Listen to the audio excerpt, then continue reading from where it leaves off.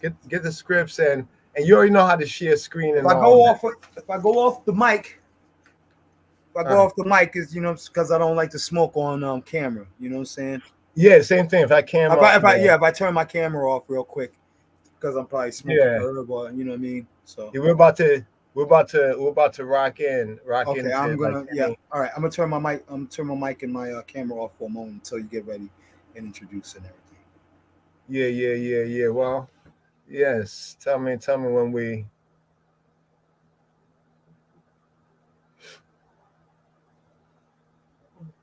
All right. Shalom, Habarim, shalom. This is Yad and this is Rastafari Adonis Tafari right here. As you can see, StreamYard sold out. That's what's going on. StreamYard has changed up. The platform has changed up. So we're a little bit delayed right here, due to that and some technicals, some technical difficulties, with the usual podcast. But one thing we've been seeking to do is to bring on the Habarim, the brothers, and the sisters as well, to the reason, some things we'll have as a set topic, a reason, an agenda, or it might be like this, just to break bread and just a reason. So here I got Zion War Child. Yes, Zion War Child right here. Champion of the debate. Bring that out for the people a little bit here. So man. So more time. You'll see me on the debate platforms. I'm a debater. I'm saying theological debater. You'll see me on Sonetta, on Lions Den, on Source Debate League, Paradigm Shift. Information Age, and some of these other platforms. I'm a debater. I'm one of the only Rastafari, because Rastafari, and I really power with them things there. Nah, they gotta get the scripture. Man. So I'm like one of the only ones who want spar. And get in there and you can find some of my work. I actually debated at an ISUPK camp. Against one of the captains of a chapter in here in Syracuse. You can find that on Cross the Line Radio. Shout out to Cesariak and Captain Azania. Captain Chatazar. I'm out here. I'm on. Oh yeah, and also your channel, man. Let me just do this right here. Yes, sir. Rastafari. Yeah, man. For real, we have to encourage one another. Cause one thing about the Rasta man of the tribe gone forward. They say, I don't say bygone, but those who tried it before I and I. That many of them used to write books, man. I was selling some of the old books. They would print up their own books. You know what I mean? Print their own books and print it out. But today we have ability to print our own books and do it kind of professional But them man were so diligent about them ideas, them reason, their meditation, their revelation. And there's still a lot of them old book. I remember there was a Prince Nazai. I don't know if ones and ones, some of the generation X, Y, Z may not really. Well, X probably know them. Y might, a few of them know them, but Generation Z don't know them. But they need to know them. Yes, sir. I get to find that their words still resonate. Yeah, man, come in. Did you remember a brethren named ESP McPherson? He wrote quite a few texts, and was publishing them. I mean, at that time, I think it was like 1990s, late 1990s, early 2000s, that I ran across some of his historical works, concerning the Rastafari movement and His Imperial Majesty. I'm not sure if you ever heard of him before, ESP McPherson. Yeah. Of course I have. Yeah, man. I would love to, I pass out books all throughout the years, and I never get my books. I got this book here. I don't know if you can see this book. Yes, I. This book here is a book I was going to share. Oh, hail up to Honorable Priest Isaac. Bless up Isaac. Yes, I've been following him too. Yes, sir. and the Rasta Round Table, the Brothers of the Round Table as well, because there was a topic. I think we might revisit it on the Priest Isaac platform, and it was about African spirituality. And it's interesting because this particular book here is called From the quote Black Churches, a historiographic taxonomy of religions in Jamaica, book one. And I find this book to be interesting because there's a lot here, but let me just share one particular quote right here. Because the mind them, a lot of time it's like either the Bible or between like the Bible or like a Judeo-Christian perspective and African spirituality. And I might see it a little different. I see that if we look at the true biblical Hebrew and the Israelite tribe, it's basically also a African spiritual tradition. You know what I mean? It's African spiritual tradition. But what happens is that we think in this kind of post-traumatic slave experience, we kind of divide it. So that's why I was going to bring this book to their attention, because here it says in Zion, like I'm going to just give you a little quote. I have like a little, I don't know if this can be seen. No, it can't really be seen, but there's a little. I see it. I can't really read it, but yeah. Yeah. I don't know if it will. Okay. Yeah, no, the close, it's going to disappear with the. If I make a scan of this or take a picture of it and share, it says in Zion, right? It's comparing like two different kind of traditions among Afro-Semitic and Afro-Jamaican and Afro, we could say even American people, where it says in Zion, spirits usually do not reside at the ground because the Zion pantheon gives far less recognition to human spirits and more to the heavenly or biblical host. And it says page 6p as verses Zion deal with ground spirits constantly. These are considered evil by Zion cult. So he's kind of trying to break down why there was a difference between, the maybe Judeo-Christian, or the Judeo-Christian, Black Judeo-Christian spirituality that focused on Zion.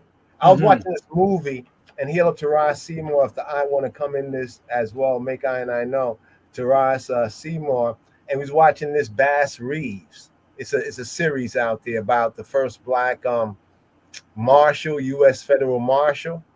The first Black U.S. Federal Marshal, and there was a scene up in there concerning what was it about? Oh, when the Blacks were coming out of the Civil War kind of thing.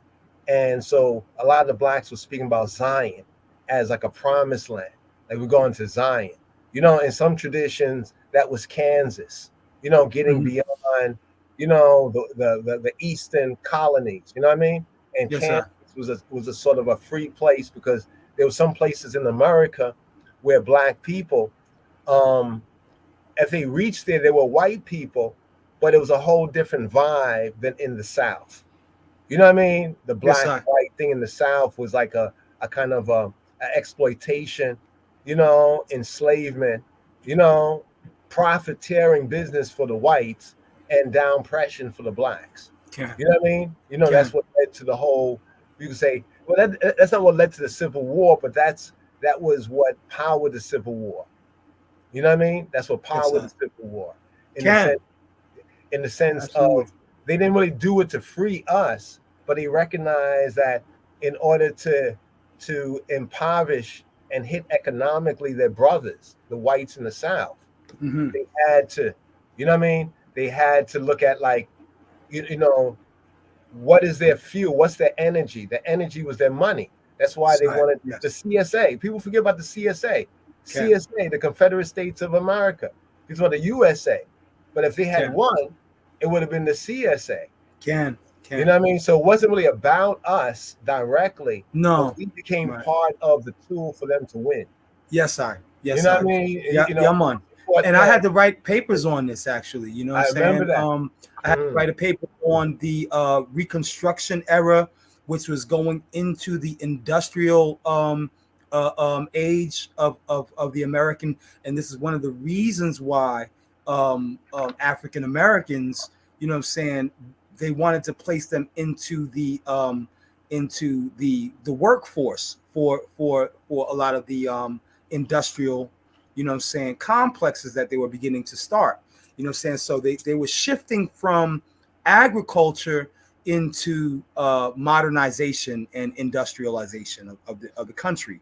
And so the cheaper the hand, you know what I'm saying, the more the profit. the more profit. The You more the understand what I'm profit. saying? So Truly, yeah, truly, that's truly. that's really why Lincoln had established the emancipation. It had nothing to do with any form of ethics or moral compass. It was all about the dollar bill. It's all about the dollar bill. Like Yes, they say, I. follow the money. So Yeah, it was the economic. So we were that's part right. of the economic That's right. of it. You know what I mean? The Yep. problem Yep. was that whenever we Still a sought workhorse. Yep. The exactly workhorse. when we sought to profit off of that ourselves, it was something that was you know, a danger to the system of things. You know what I mean? A danger to the system of things because for us to be as independent as we thought we could become Ken. would mean that we would be in competition Yes, I. with the ones who was going to use us to big up Mm-hmm. themselves. Mm-hmm. You know what I mean? They was going to use us to big up themselves. So Right. definitely, Right. man, definitely. But yeah, man, ESP McPherson, man. I think as a Yeah. project, we need to, you know, I don't know if there's a list of all his published Oh work, man, he has so many great works, man. I mean, but we need to the list it. scholarship. Yeah, the scholarship. You know what I'm saying is all there. I loved his work. That's probably one of my earliest introductions to that kind of collegiate form of writing. You know what I'm saying? He had annotated bibliographies in the back, you know what I'm saying, Mm-hmm. references, sources, citations, the whole nine, you know. His Um, scholarship was on another level. yes, His scholarship was absolutely. So big shout out if anybody knows that brother. of his works. Yeah, he shaped a lot of my understanding of I, Rastafari. I think we, as those who really recognize the importance of that teacher, you know, the importance of that brother, I think what we need to do is that we need to preserve that work by starting to make a list or bibliography of his works. You can see Yes, on the I. screen. Yes, I definitely need that. Give thanks Yeah. to Sister T, Sister Yes, I. Mimi, you know, for bringing that up right there because Yes, I. you can see some of the books right there. You know, Yeah, McPherson. Some of his yeah. books are available, but I know there are partial lists of his printed works. So Yes, I. if we can identify what works he has done, I mean, Yo, there's so many. when I had some of his works, they were in paperback form, and they looked kind of like pamphlets, but they were thick. You know what I'm saying? They were, about a quarter, like a half an inch thick, but they were all pamphlet form, and it was like all white page. There was no artwork on them, and You still got any of them? yeah, no, I don't. Unfortunately, I don't have any of them anymore. Yeah, it would be really, really good Yes, to anybody who has them, let's scan them. But anybody who have any lists, I think, you know, just hit us up either lojs.org, you know, as well as brother. Yeah, put the eyes. I don't know if you put your handle on there, like you know, your link. If there's a link for ones to link with the eye, you know what I mean? come on, Rasta and Or Resistance. That was a great book. I had that as well. And then the itations. I have to get all three itations just for my son. He's really starting to get really fully interested now that he's growing his locks on ting. So he's paying more attention to the itations, and he's in a lot of my debates and stuff. So he's getting the scriptural context. He listens to a lot, because I listen to a lot of LOJ. You know what I'm saying? Daily Torah portions and psalm readings. So yeah, so yeah, we need to touch on that too, man. Touch on that. he's watering, he's getting watered, you know what I'm saying, indirectly, but he's paying attention, and so There's we have to do that with our children. Yeah, a few sites that I'll recommend. In fact, if you can pull up today, this week, Torah portion, the 40th, and put it up there, you know, from LOJ. Yeah, let's see if we can get the LOJ, the Torah portion here, you know, because there are others who are interested, and sometimes we just go through, you know, the readings and feedings and the Torah. Like even today's Psalm is Psalm 86. I don't know if Psalm 82. Psalm 82. I got my Let me scripture. bring up. Yes. Okay, Psalms okay. 82. We got Emmanuel. We're gonna add Emmanuel to the stage right here. Okay, we're gonna open the mic. Greetings, greetings, greetings. See, can't unmute because the guest chose. Okay, okay, you're unmuted. Friends, Greetings. yeah, Rastafari. This is such a breath of fresh air. Y'all don't know Nubi and me, Emmanuel, your sister. Remy, I've been taking a hit. I've been taking a hit. Maybe I got a D or C on the like the LOJ, like, exit. Like, we never exit. We're always studying. But yo, I've been Yeah, doing my night study. I've been doing my footwork on the patrolling on these streets over here on YT. on the Q website. Butter and the Covenant The close Awakening. portion. It is so. Can you hear me? It is so refreshing because y'all, Brethren, I already told the story, man. The Most High saved Logical, Game Man Play, bruh. Saved us from the fire of Oroville, friend. Mm, And I thank mm, the mm. Most High for the teaching. Testify, Yeah, testify, testify, bruh. testify. Ah, See, that's because testify. Can we get the sound I effect? don't know if I have that audible, man, because Ah. I don't know if I have that because who these people call StreamYard, they sold out, man. They sold Uh, out. They sold out, so we don't have all our audible, so we just do this. it's okay. We acapella it. Crash and glide. Ah, testify. So I just gave the Most High. Okay. So long story short, I'm gonna just take that just a little bit, but I'm just gonna say what I've been dealing with. I've been feeling like Yeshua in these streets. They've been beating me up, and Covenant Awakenings. Big shout out to you, bum. Anyway, big shout out to you. And I say y'all bum, but you just came on the scene. And, What? Who you talking uh, about? Who you talking in about? a Who you venue. talking about? No, no, no, no, no. Who you talking Covenant about? We're not, Awakening. Do me a huh? favor. This morning I was on Covenant Awakening, and I Hmm. Can't hear you. Can't hear you. oh, you can't. I'm walking too Okay, I much. can hear you now. Okay, hear you now. I Okay. hear you now. Yeah, man. You know what? I'm in Calexico with our brethren Alonso and the family. So that's saved I. So I mean, if I can give the story, man, but I just gotta say one story. First of all, I gotta say, thank you, Rabboni. Thank you, Rabbi, for just being who you are, just for teaching us and being patient. Just like I gotta show the face. Just for just being who you are. Just man, praise the most high. Just that we put in the work that you put in the work so long ago that some of us, were gardening, and just like like building up these skills, even though some of us fell off and we got a little mix up, start eating some food that gave us spiritual digestion. You know what I'm saying? But like I've just been in these streets like in the last couple of years, just kind of like reasoning with the just awakened Hebrew Israelites who think they're Judah all of a sudden. Like what? But they like the whole like I ain't gonna drop no names, Mateo and all them cats. It's cool because sometimes I send them information. Sometimes me and Alonso be on the for the years, been on the conversation with them. Like they'll see certain things, but they're like, yeah, but and then it's like, okay, okay, we're not doing deductive reasoning here, guys. All right, I get it. Y'all are new on the shift. You haven't really read the whole manual. And when, like this morning, I had to check them, and I'm gonna send you that video. This morning, I had to check them because I was just talking about how the Most High blessed, but also it's judgment. It's judgment in that area because the last living man, the last living indigenous person was Ishi, right? His name was Ishi because there was nobody to name him, so his name was just man, and he was the last living person of the Ya'i tribe. I always tell people if you're dyslexic, it's Aya. You know what I'm saying? Over there in the Butte County, right? Whatever. And that Oroville used to be called Ophir. Anyway, but I was just telling them, oh, that's kind of interesting, right? Because Isha, it's Hebrew.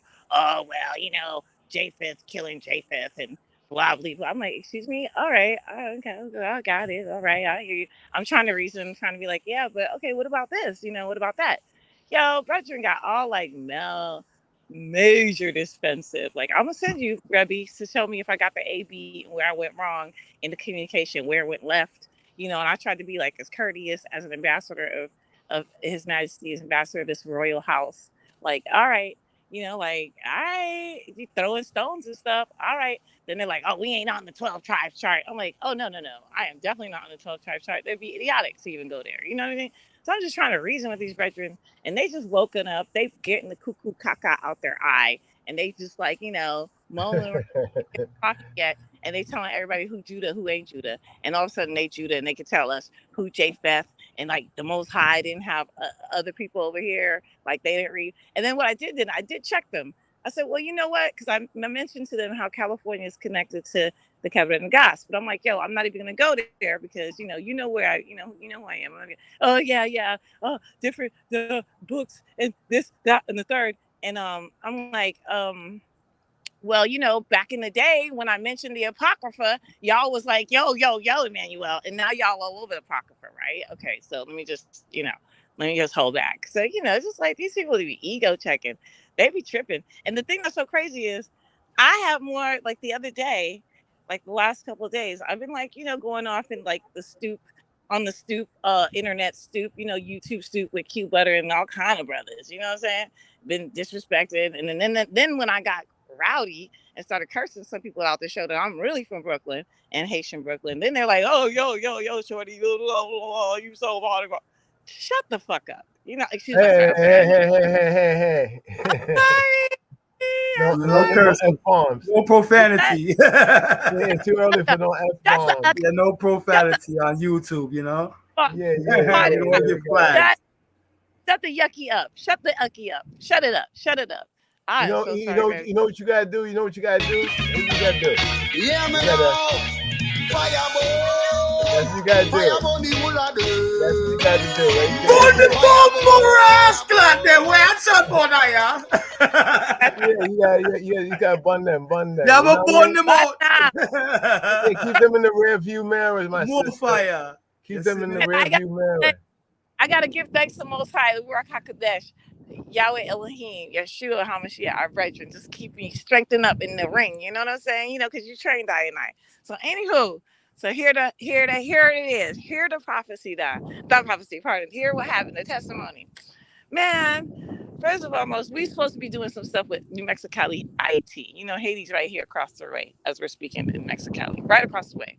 In 2017, the Most High already put in 99 heart to go over there and go reason with the brethren and sister in Mexicali and tell them, don't be trying to come up over here to the U.S. Y'all are gonna go straight to jail.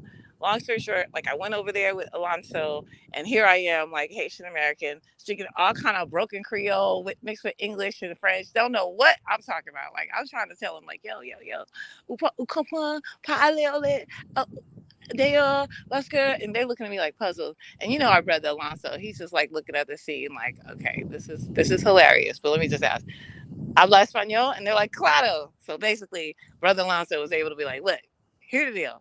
You just need to be plugged in here in Mexicali, get your papers, create your community, do what you got to do, make it happen. Don't try. If you're gonna come to the U.S., get the papers here. Do what the people are doing here.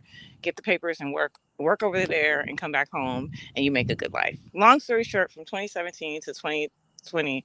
2023, Haitians are doing pretty okay over there as opposed to what's happening in Tijuana, where they're disenfranchised. You feel me? Not saying that they're not dealing with South American problems, you know what I'm saying? Sociological problems, because the whole history with them traveling from Brazil to South America to Mexico was pretty treacherous, and our South American brothers were not very kind, to say the least. You know what I'm saying? There was a lot of graping and a lot of stealing, and just really just victimizing our Haitian brothers and sisters. Anywho, anyway, for all these years, I'm like, oh yeah, we got to go over there. We got to do this, that, the third. We got to start a little third center, Logical. Father's like, yo, empty out what you got. Just give it up. Just give to the poor. Just set it up. Like he was like, rich ruler, 1818. All right, yeah. So I'm like all gung ho, but you know how sometimes you get into a project and your team, you're like, yo, we're gonna do this, and they're like, yeah, okay. Everybody's like, yo, not Emmanuel again. She at it again. You know what I mean? We just want to sleep, you know what I mean? Or whatever, because I keep them busy anyways. Over here, Logical, game and play. We just say it all day. Praise the Most High Jah, Rastafari. So, anywho, I just been putting it off, and the Most High just like, I was like, oh yeah, humming and humming. And this year I was like, okay, well, we're going to put it in a storage and this, that. Somebody had provided us a storage to put the stuff there. And of course, you just kind of linger and linger and the days go by and, time just happens, right? It ain't moving. Yo, the fire kicked off. It was, first of all, fire. It was strike 1, 2, and 3, and then it was a home run. Like, there was like mad warnings. Like, one fire, a little fire, vegetation fire. Okay. All right. Second fire, you know what I'm saying? Like, oh, Apache fire. Okay, that's kind of close to home. That's real close to home. What? It ain't come down. We have friends over there in the Palermo area. Oh my goodness. I even called some people like, yo, they had horses, they had everything. A brother man, he was like, I'm staying put. I'm like, whoosh, yeesh. You know what I mean? Like, all right. So, some people just got to brave it out. Ooh. And then another one started a long bar fire. Boom. They're like trying to squash it out, But the Most High, thank goodness, had already got us prepared a couple years ago to get that fire. For everybody who's in the fire areas, y'all, get your fire boxes. Know what's important. Have your papers at the door. Get your photos. Whatever's important. Just have the fire box. Don't care about clothes. If something happened, you can always find clothes. You can find toothpaste. You can find toothbrush. You can find anything at Walmart.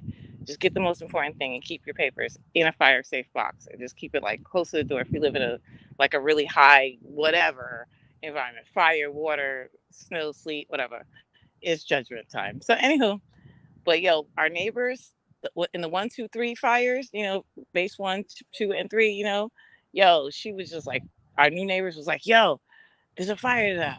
It's like, that story about the boy that cries wolf, right? Oh, she was crying fire. And we were like, all like, and the crazy thing, we had such a busy schedule in July. Like, everything was scheduled like this, that, boom, boom, boom, boom, boom, boom. And praise the Most High. Because sometimes you ask for certain things, but you're not positioned really yet to like handle all that, right? The ministry that the Most High gives you. But then when he starts giving you the ministry and stuff to do, you gotta really be in balance, because sometimes you be like, you on some ego trip and you're like really not. You left. You going left. Amen. But here's the thing. Y'all got you through it. And one last thing. Not only did he get me through it, he knew my heart. Every time I looked at my schedule, my heart was like palpitating, like, oh man, this is July looking crazy. I would take a breathe. I would like, Alonso would be like, yo, that looks like some anxiety. I'm like, yeah. I was like, vacation, vacate. Yo, nah. John was like, vacate Zion, fire now, go. And it's from the blessed, the most thing. Praise. Get out of there. Get out of there. Out of there like the ballpark. Boom. And again, the whole judgment. And even remember, that is the place that I was summoned to in 2012. When you and Sister Salama Week thought I was just losing my ever-living mind in Passover. Like, nope, that's where the Most High brought me. And I thought I was losing my mind. I thought I was being abducted. Let me be real. I thought I was going to get abducted. I was like, what? In my own space, as I was riding, wherever the Most High was said to go, like, to this day, I joke around and be like, yeah, once I went over that bridge, that green bridge, around that same area that stuff was burning, yo, it was like a whole nother vortex. It was Rastafaris, okay? I was like, what is going on? And so Jah has brought us here, and we give thanks.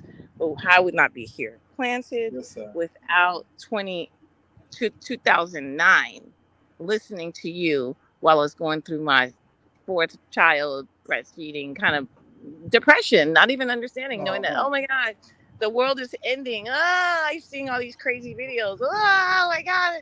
Oh, the Muslim videos, remember those back in the day, those Muslim videos, they were on point. But yo, that was scary. They were talking about Magdi and stuff. Yeah. You talking about the beheadings and stuff? You talking about the beheadings? Nah, it was like those videos? Remember those series back in the day in 2009? It was like this whole like series of Muslim videos. They were talking about the coming of the Mahdi and like how to eat. Okay, we're not. Oh, I don't even have no fireball. I don't have no fireball. There you go.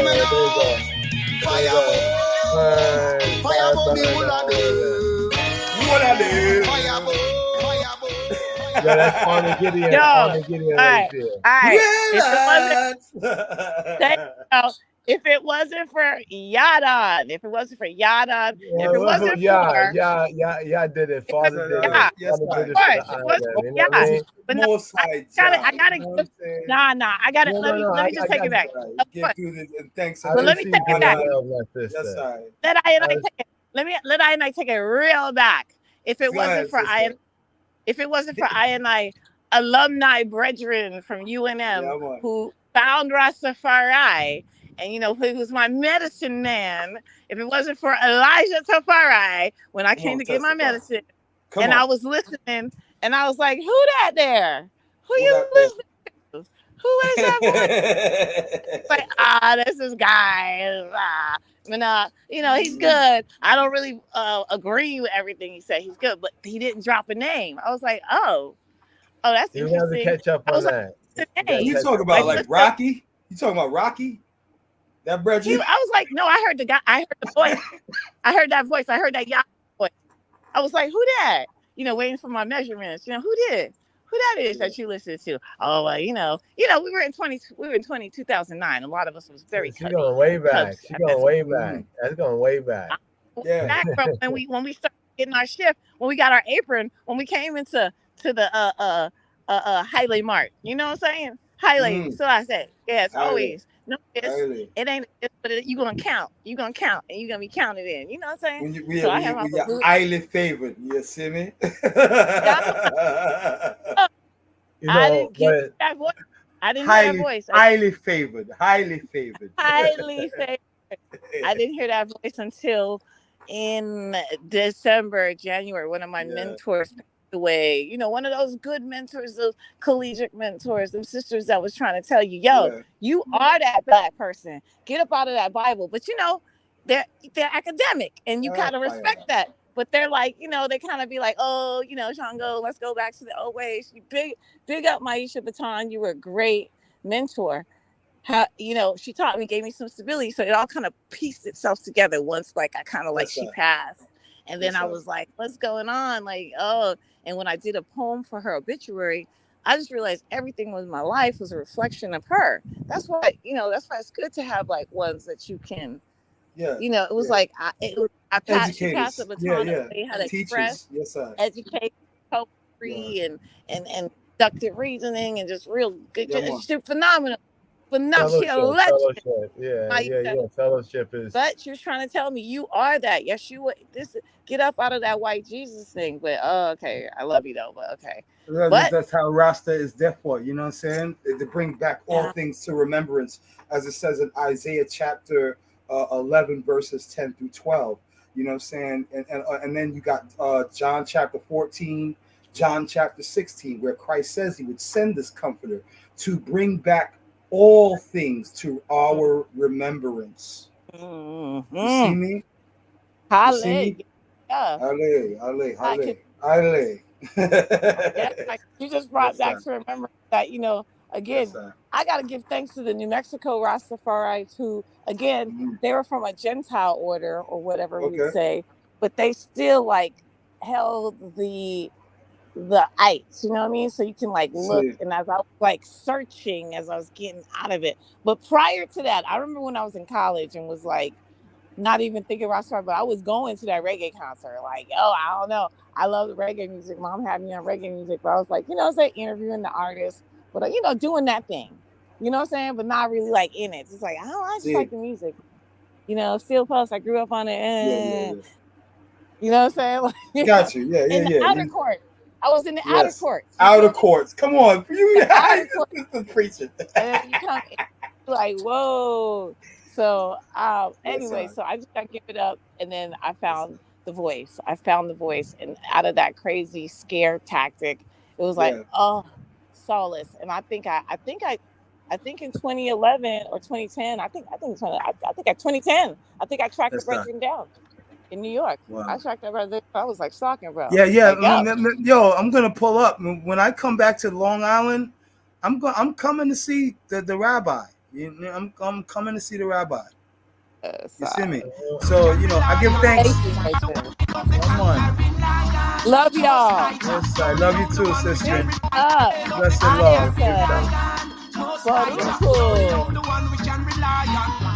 Yeah,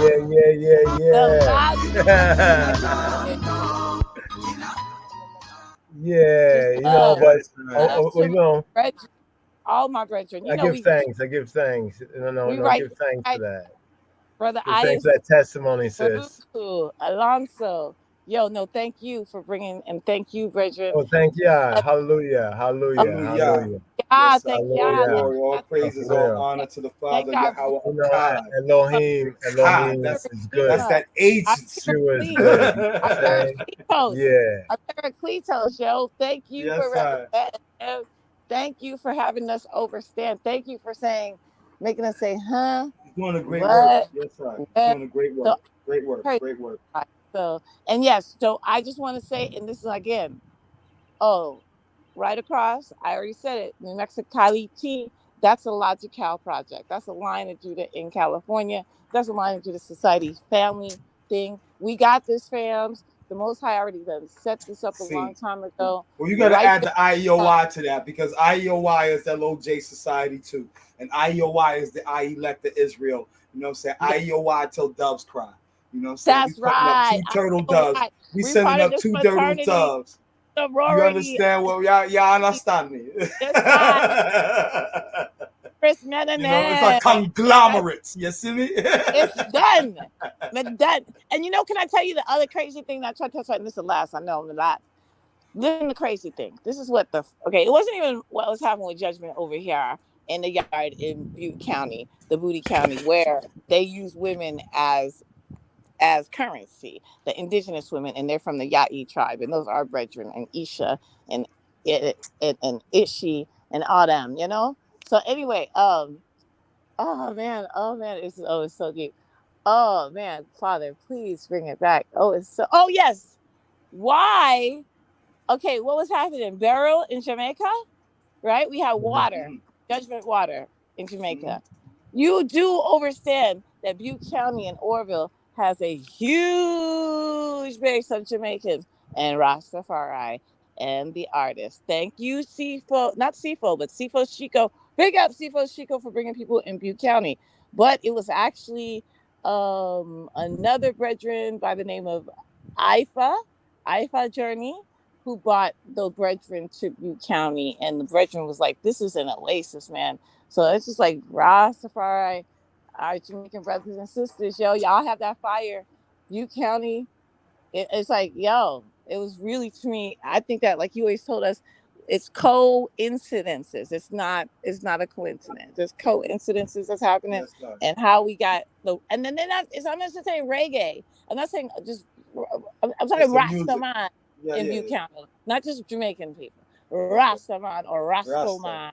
Or Rasta, or distinguish the two. You see me? Let's check out tribals. Like what? Yeah. Yeah, but we have to get things in good order. You know. But that's what he deliver us from all them things, and you know, come in good order and thing. You know what I mean? But yeah, man. Definitely give thanks for that. Give thanks for those testimonies. You know, because hopefully ones and ones can get strength, and definitely ones and ones have testimonies and must have, you know, those testimonies, you know, to testify. Yes, and I want to thank everybody who has heard Newbie and me on these streets and patrolling, making sure you're saying the right things. And if I'm wrong, I'll correct myself, go back to Rebbe and my other brethren to like help correct I interrupt people. Sorry, don't take it personal. I can be messy, but that's my initials, MES, and then my brother's name is Messiah. So shut up.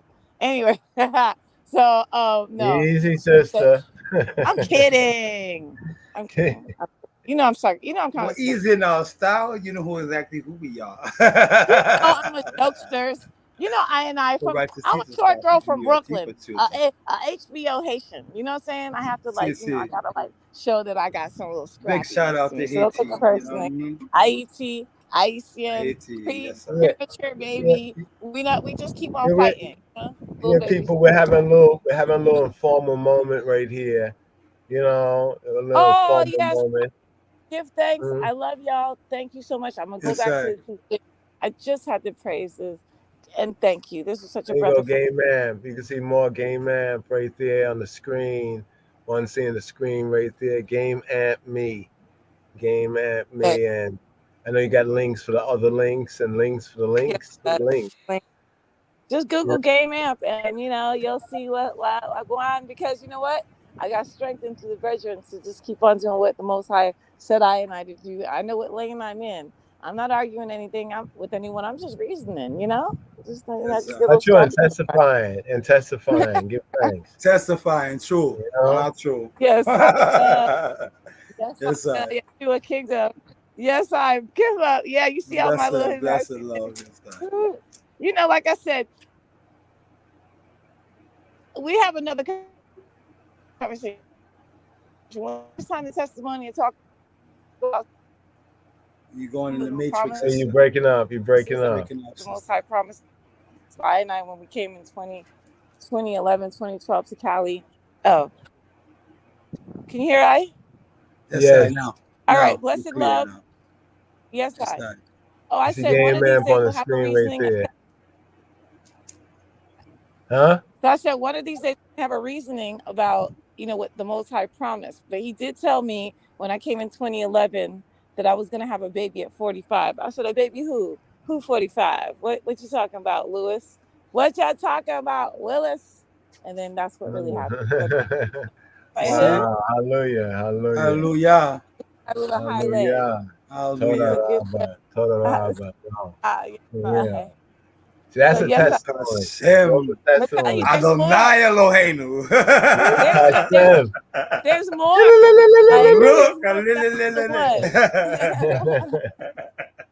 Blessed love. All of our brethren who helped carry us thus far and keep on carrying us through Yeshua HaMashiach, Yahweh Elohim. Thank you so much. Hallelujah, my sister. Bless you and bless your family. Bless Brother Alonzo too. Yes, I. Thank you. You brought him here. You brought him to I Gate, so give thanks. Yes, sir. Yes, sir. Yeah, man, and I give thanks as well. Because just being able to connect with the eye. And in recent times, someone gave me the awareness of this page, and at first, I came in with my debater energy, because I saw you had posted a few pictures from the holy tablets from Malachi's York, and I go all against Nuapi stuff. However, I'll say this. You know what I'm saying? So whenever I see those paintings from those books, you know what I'm saying, like something in my brain start tweaking. But I give thanks because the more I listen to the eye, the more I learn from the eye. You know what I'm saying? The Hebrew, you know what I'm saying, and just the amount of dedication that the eye has shown towards the reading, translation, and study, diligent research of the word. You know what I'm saying? I have to give thanks to the Most High for allowing me, you know what I'm saying, to be in contact with the eye. So likewise, my brother. Likewise, my brother. Yes, that's for real. Yes, sir. Let's get into this. Yeah, let's get to some I see that work you put in elsewhere with the lectures and with the presentations and debates. That's work. I hope ones and ones will watch. You see, I got a lot of work, right? And that's not all. Some of it is under Zion Warchild with the X, and some of it is under Zion Waring, Waring. You know what I'm saying? And then there's some with Zion the Lion on a Paradigm Shift. I've been connected with Paradigm Shift. You know what I'm saying? And they made me the top seed. I'm the boss. I'm like the boss in the video game. At the end of the whole tournament, now they literally call me the number one seed, the number one draft pick. They made me that, and I never asked for this. JJ 7000 made me the intercontinental champion of the Lions Den after I did some work outside of that platform. And it's just let other people testify. That's why I love you so much, because you're so humble. You know, I call you my rabbi, and you're like, hold on now, I never made that claim now, but I'm saying you're my rabbi. That's right. Sis just said you're rabbin. You understand what I'm saying? Let others testify to your good works. Hallelujah, hallelujah. Thanks, and may Father, may Father, may Father co-sign with the I them saying grace and glory. No, for real. But let's touch on this page right here that we have here. So you see the page here. Zoom in on the page there. That's at the LOJS.org. That's over at the LOJS. That's like for the Torah readings, and then also if we can get a page for the Psalms, get another page for the Psalms right there, the daily Psalm. Like we had Psalm 82 today. Psalm 82 is interesting because it's also Tuesday, evening Psalm. What I find, like even the Ethiopian order of Psalms, the evening Psalms is the same as they still use today among like other Jews, other Yehudi use the same set of Psalms. Like say for Sunday be 24, for Monday evening Psalm it'll be 48, and for Tuesday it's 82. But today's daily Psalm is 82. But be that as it may, here we have this Torah portion, like the 40th. Right, the 40th weekly Torah portion right here is Balak. Now, Balak, not to get all in the details right here, there's more like reading right here, and also like, giving like a kind of an overview and a commentary. Balak, he was a Moabite, right? And basically, he tries to hire this like a cult prophet, Balaam, to lay a curse on Israel, Now, Balaam meets resistance from Yah, because Yah says, so Balaam has this relationship with Yah. So who is Balaam? This man Balaam, So Balaam, people probably know it from Bible school, like with, the man talking to the donkey. You know what I mean? The man talking to the donkey, and the one who was hired to curse Israel. Now, he's a Moor, or not Moor, but what they say, a Moabite. Right, the Moabites claim to be Moors. That's a whole other reason. Yes, right there. Yeah. Like the first thing I should do is try to like learn. Okay, what is this really saying in the context of the narrative? Yes, you know what I mean? There's a lot of other things that can be related, like the fact that the Moors might call themselves Moabites, so we can reason on that. Or some of the early Yehudi, the early Jews over here, black Jews, were known as the Moorish Zion temple. You know what I mean? The Moorish Zionist temple. I don't know if one can bring that up right there. Can you bring that one up? The Moorish Zionist temple? I had something on the Moorish Zionist temple and how they came after the Ethiopian Hebrew temple, Zionist temple. That I don't remember where I had it. Hold on, let me see. Because I know I might hook up my my phone right here so I can bring that up and show the people who I'm talking about. So they also was known, and they also call themselves what they call it, Moors. So the Moors, yeah. I got something. See, this is what preceded. Here, let me share the screen real quick. Okay. Can you share? Do we have to do anything here? Yeah. So once I'm gonna present. Okay, go to present. Share screen. This is this was in Harlem. Can you see this? Hold on for a moment. It should be coming right now. And this was the Ethiopian Zionist. Zoom in on it. Hebrews. Zoom in on it if you can. Okay, yes, I. Yeah, there we go. Like zoom in a little more. Can you zoom in a little more? You see that? See, there we go. The Moorish Zionist temple of Moorish Jews. Okay, that's 127th Street, West 137th. This predates the One West. This is 1920s. This is the Harlem Renaissance, y'all. Okay, understand that the Harlem Renaissance, you know what I'm saying, was heralded, and that's where Sammy Davis Jr. was born. Sammy Davis Jr. was born in Harlem, New York, around the 1920s, early 1930s. Prior to Abba Vivens, who established One West in 1969. Now, this pic here. There's another important thing about this picture. Yes, sir. Have you noticed, like, you see what people will call today the Jewish flag? Yes, sir. Now, this is before. This picture is dated as being 29. I don't know if that page says it, but it's 1929, right? Yeah. About 1929. This picture, and look at the flag. Like, if you go, we can bring up where it says. If you zoom in right there, there's an American flag, and Yes, then sir. there is the Jewish flag, right? The Israel. No. Oh, that's Yeah. before Israel was even established. That was at least That's 20 years before. About 18, 19, I get 19 years Oh before my the God. state of Israel. Oh, I did a whole thing on that right there. I don't know if you can zoom in on it more. I don't know if you can zoom in on it more. Let me see if I can. Yeah. No, that's as far as I can go. That's it. Okay. Oh, you see it right there. You see it right there.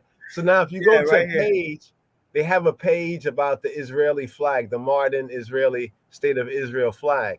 If you go to that page, you will get to see that they didn't adopt that until later on.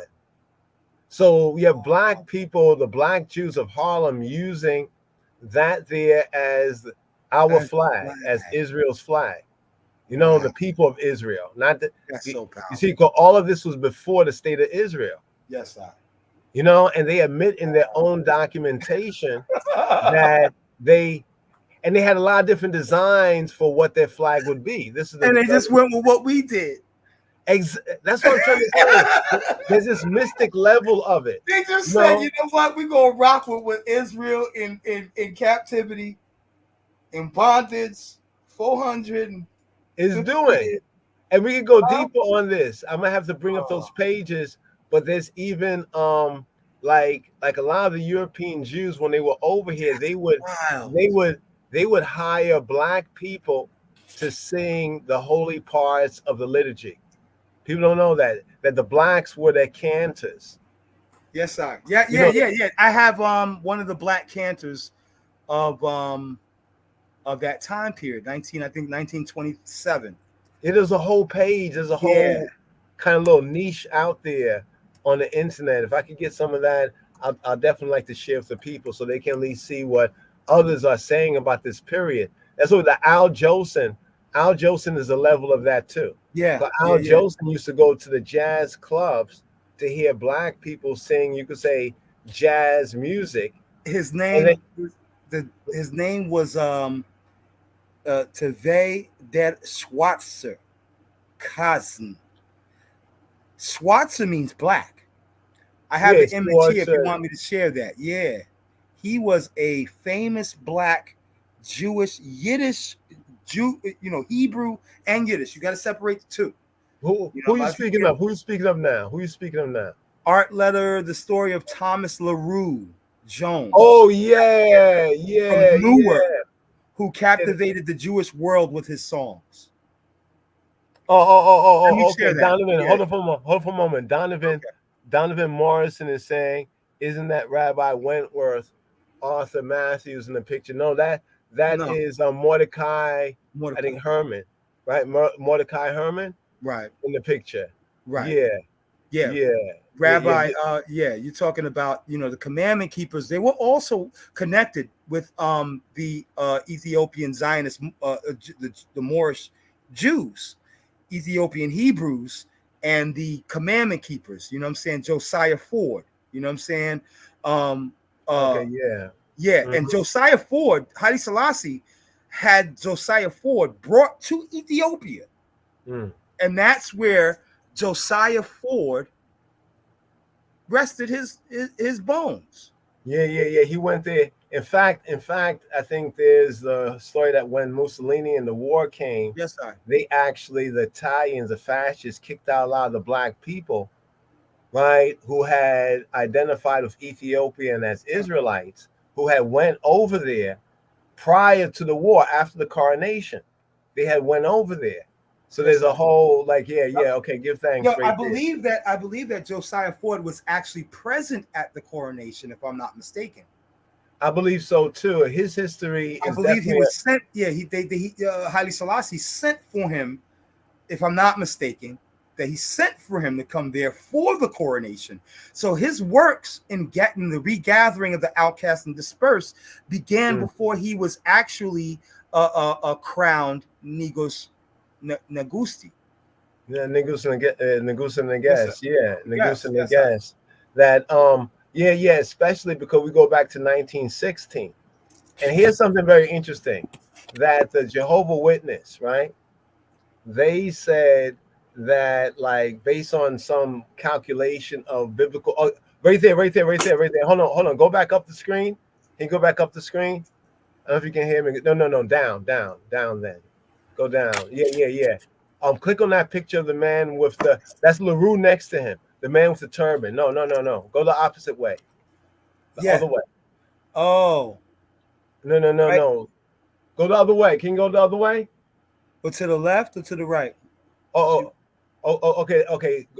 Go back up. Like bring the picture Up. down. Bring the page down. Scroll down. Yeah, a little bit more. Scroll down. No. The Are you opposite going? way. The other No, way. The other yeah, way. up. Scroll up. Sorry. Scroll up. Yeah. Okay, scroll up. Okay. Now right there. Stop. Right. That's LaRue. Yep. You see LaRue, and right next to him is Rabbi Arnold Josiah Ford. Josiah Ford. Yes, sir. Yeah, right next to him, right there. Yes, sir. There we go, right there. Yeah. And Yep. he's also the one credited with the Ethiopia anthem. Yes, sir. You know, we're doing the music for the Ethiopia anthem. Yeah. That the Rastafari would later adopt that as we call it the Ethiopia anthem. Ken. You know, well, what's the difference between them? One is the universal Ethiopia. That's what it's called, the universal Ethiopia anthem, because there was also the Ethiopia anthem of His Majesty Ethiopia. Yeah, that picture right there. That picture there. That is who I think Brother Donovan was asking. Wentworth. Whether that's not Wentworth. That's Mordecai Herman. And I got to thank Brother Ross Ierson, you know, because he also did this work. 399. What is it called again? 399, something like 399 years. It's a. I got to bring up that work right there. So good work, and he zooms in on that history there. You know, bring out that history because it's an important part of our history, but it's not. You know, I guess we need to talk about it more. We need to, you know, make the significance. What's the significance of it? You know, because then after the Moorish Zionist temple would come the commandment keepers. It's like in the 1930s. It's like that picture is the end of the Roaring Twenties. Right. You know, 1929. Yes. And then right after that, that's a highlight in Black culture. Yeah, it's like after the coronation of His Majesty as King of Kings, Throne of David, all of that. What do we see happen? We see them changing their name. They begin to identify. Now, the reason why I'm talking, hold that picture right there, the Moorish, because the Moorish, in Moorish ideology, some levels of it, they connect with the Moabites. Right. And what's interesting is that in this fourth book of Moses, Numbers, the last place in the wilderness that the Israelites are is in the plains of Moab. Okay. In the plains of Moab, just before they begin to cross over to go into the promised land. And so I find it to be interesting prophetically that we have this whole Moorish connection, even with the Black Jews, also with the Moors, and they can make the Moabite link. And the last place in the wilderness that the Israelites were at before they cross over. Now look at that history. Now, didn't they predate? What's his name? Noble Drew Ali. Well, here's what some writers have written, and I have the documentation. They say that Noble Drew Ali, who was born Timothy Drew, right?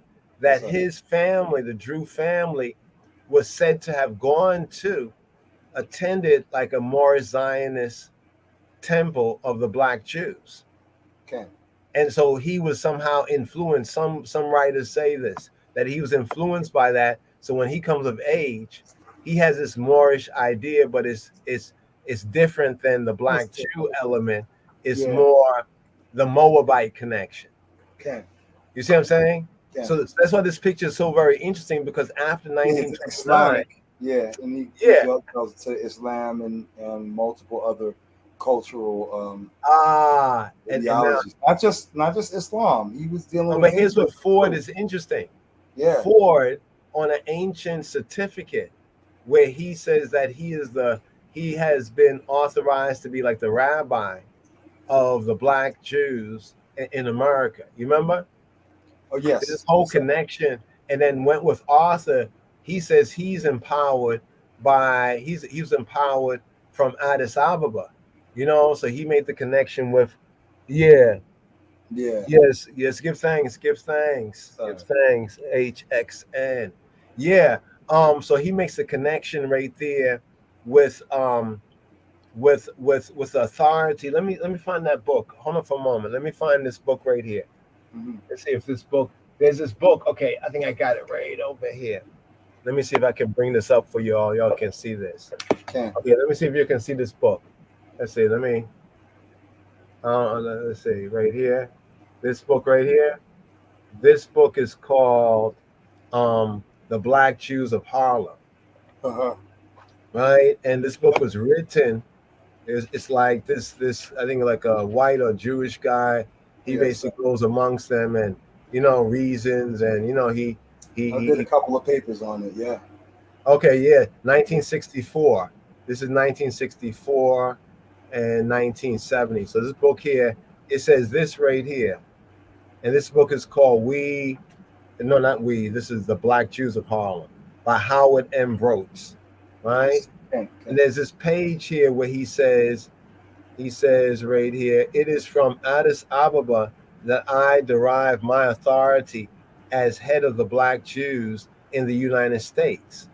We are Africans or Ethiopian Hebrews. Right. Now, this book, remember that this is Wentworth Arthur Matthew. So for brother Donovan, this here is Wentworth Arthur Matthew, and the community is now known at this time, from 1930 onward, it became known as the Commandment Keepers, the Royal Order of the Ethiopian Hebrews. That's where we get that from. The Commandment Keepers Congregation of the Living God. So this book right here is a very, very important book. So he says this is where I think the main link is. He says Haile Selassie is the present day king of the house of Israel. This is proof that David should never a black man to sit upon the throne of Israel. Now pause for a moment. Woo! This is all based on what happened in 1930. And in 1930, there was no state of Israel. See what I'm saying? Yes, sir. In 1929, we see that picture there. If you look to the men on the right-hand side of the screen, you'll see that there's two flags. There's the American flag, and what people will say is the Israeli flag. But before it was the Israeli flag, it was the black Israelite flag. Israelite flag. And this is about 19 years before the state of Israel. When Haile Selassie was anointed and crowned, right, and 72 nations witnessed that, one of the titles was King of Israel. And this is the aspect of the Davidic prophecy. You see, like, people confuse at least three different prophecies that Yeshua spoke of. There's like three different prophecies get kind of confused, right? And one of them is a future prophecy. There were some of the prophecies of the Messiah that was fulfilled then. You know what I mean? And there was some prophecy to be fulfilled. Like to be fulfilled. Yes, sir. When we said that Yeshua is Messiah, right? We say he's Messiah. According to the Bible, he's Messiah, the high priest. Is he or is he not? Remember where it says, and in his time, he will show who is the only potentate. Now, potentate says like a sovereign. Like, who is the only sovereign? So it starts off. Let me look that up now. In that's Timothy. his time, That's In Timothy. his time, yes, he Yeah. will show who is the only potentate. So that's in Timothy, right? That's So interesting. You mentioned that. Yeah. so it's telling you that within a chronological order, Mm, he would be that potentate. But we mm, also understand that the Davidic covenant, if God's word shall not turn up void, if God's word be true, and God, Yahweh, keeps his commandments, Yahweh God keeps his commandments, and right? keeps his covenant. Keeps his covenant. All Yeah. of his covenants, he Mm-hmm. keeps them, then that means that there would always be one to sit upon the throne, the seat of David according to the flesh, right? And a lawgiver between his feet. That promise was given to Judah and also transferred to the Davidic bloodline. That's what So Hebrews. Yeah, that's what yes, Hebrews sir. really Yes, seals sir. it. Hebrews. No. Along what you're saying, because that right there, is speak. You see, when Christ was talking to them about whose son is the Messiah, and they were saying he's the son of David, and Christ asked them a question. He asked the rabbis and the scholars and like the religious leaders and the ones who know and read the books. He asked them, "Who do you say the Messiah is?" And they said that Messiah, son of David. Now, anyone who really studies like first century, Jewish or Yehudi ideas, like of what the Messiah was surrounded by, know that they had these two advents of the Messiah, the first and the second coming, right? That's what comes into the first and second coming idea. There's the Messiah, son of Joseph, and there's the Messiah, son of David. And this goes back to like the Ethiopic Enoch. If you study Enoch carefully, you'll see that there's the Messiah who's the son of the woman, and he's the Messiah of the parables. He's the Messiah of the parables. And then there's a second like advent of Messiah within the book of Enoch, Yes, and sir. he's like a man, but he's more than a man, right? And in his days, the key significant thing is that his coming will unite Israel. Right. Will unite Israel. In other words, like Israel would almost like the valley of the dry bones. Like how in the valley of the dry bones, they're there, but now they re-identify with their identity. And then when you look at when His Majesty, when the man child was born in Ethiopia, as Psalm 87 verse 4 says, with Ethiopia, this man or this was born there, right? So that connection with Ethiopia, what's the significance of connection with Ethiopia? Well, from 1892, it seems as though Black people many became the first, you could say, begotten, so to speak, became more conscious of being Israelites, and also the Ethiopian connection was there. You know what I mean? The Ethiopian connection. You know what I mean? I know this is something that the other Israelite camps, they have other, you could say, philosophies or other ideas. They'll say it's the truth, but other ideas. Because they'll say that Moses was wrong when he married an Ethiopian woman. That's amazing. Because when Miriam spoke against the Ethiopian woman, she was turned white. You know what I mean? And if she already was white and she got turned white, what's the point? Right. You know what I mean? I mean, what's the point right there? Brother Donovan Morrison, he says, you guys forget Solomon was anointed king of Israel in Ethiopia on the Gihon. So Ethiopia was connected with Israel way before the story of Menelik. Absolutely. There's something called the Incense Road. The Incense Road, Brother Donovan. You have a map of that? You have a map of that? Come on, I do somewhere. The Incense Road actually leads up from Yemen, which is modern day Yemen, which in ancient times was Sheba, which is literally only about 40 some odd miles away from Djibouti, Ethiopia.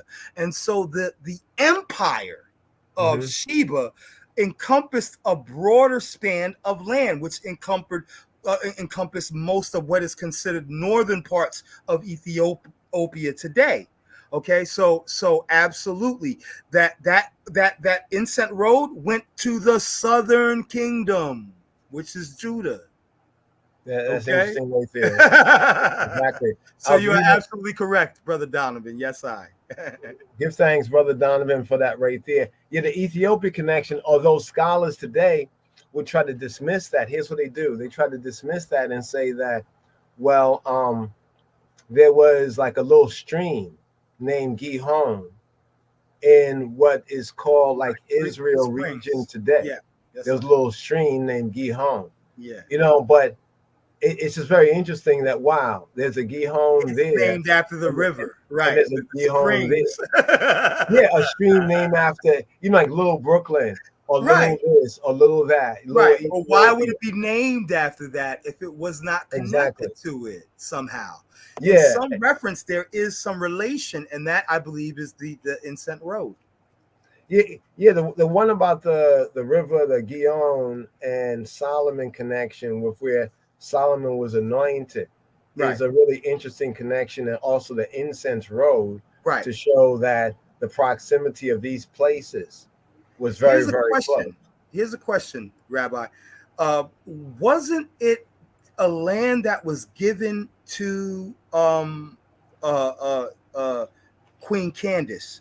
Wasn't there a region that was afforded to her around the southern? Wasn't that the Gihon around the Gihon Springs? Well, what I know from the scripts, it was the Gaza.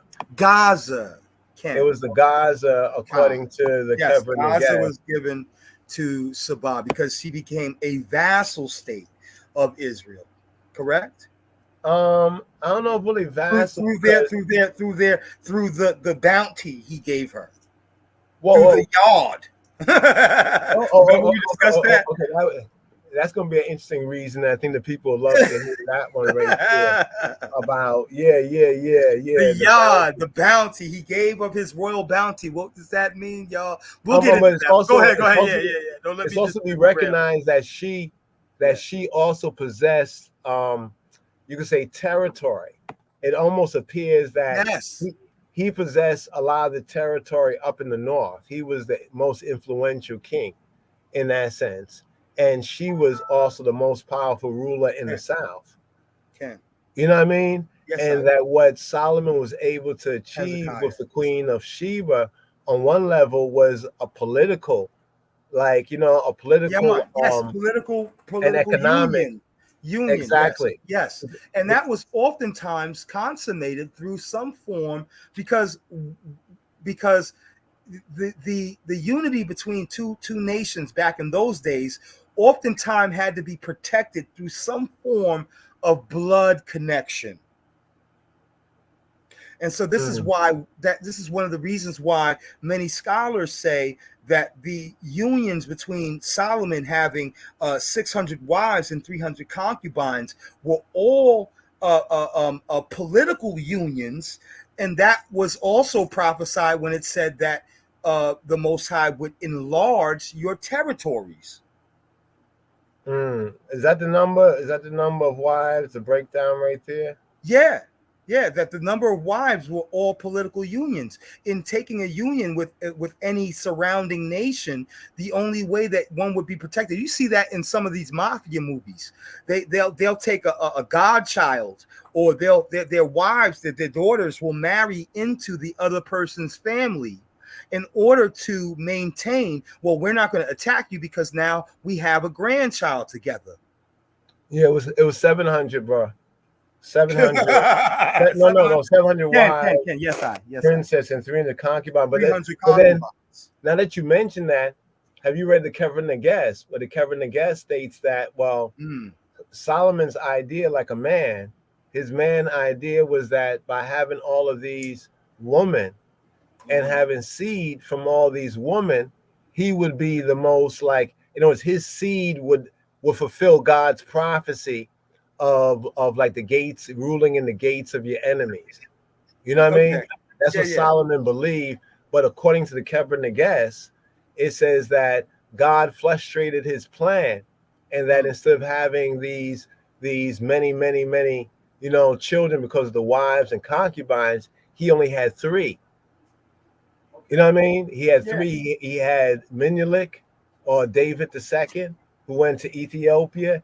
He had Rehoboam, and there was another one I think called Adrami, who they said there was some sort of a Greek slave or a Greek servant. He had this one. It's just kind of interesting on the level of what you're saying, that even though he didn't have children with them, he thought that he would have children with them. And therefore, because he was the wisest man and this anointed of God, that God's word will be fulfilled through the multitude of his children. Right. You know what I'm And saying? the interesting thing is too with David, if you look back to his father, David's the scepter was first but only between the two sons of Bathsheba. He had children from other women, but they were not counted in that. And then Jeconiah received the curse, the son of Nathan. Nathan and Solomon received the scepter, whereas the rest of David's children did not. Yeah. And then Jeconiah placed a curse upon Nathan's bloodline that they would not receive the scepter, and so they received the tree, the curse, right? Curse is the man who was hung on a tree, and that's where Joseph's bloodline comes from. Oh, Jeconiah. Yeah, that's how some of the. Hold on for a moment. I'm trying to. Hey, Meme. What a name. Yeah, I want to try to bring this up right here. Bring up my screen as well. Keep your screen there. I don't know if we can keep one on one screen there. No, that's your screen. But that was Okay. the same picture. Yeah, that was the same Okay.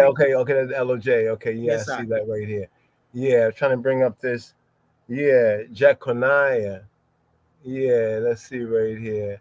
Okay, here's where we go. Okay, thank you. Yeah, Jeconiah. Remember, it said count him as being childless, for anyone of his seed would not sit upon the throne. So it's interesting that they say that Joseph is the assumed father of. That's interesting. You said right there, like here's what you're talking about right here. The Jeremiah 22 and 30. Thus saith Yahweh, right, y'all, this man childless, a man shall not prosper in his days, for no man of his seed shall prosper, sitting upon the throne of David, right, and ruling any more in Yehuda or Judah.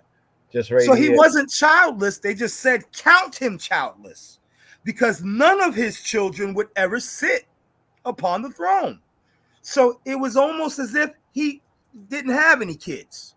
Wow, yeah. That's a good breakdown. A good breakdown right there. Oh, that's a good breakdown. If one wants to see the Hebrew right here, but yeah, count him childless. Let's look at look at this word here. This word ariri.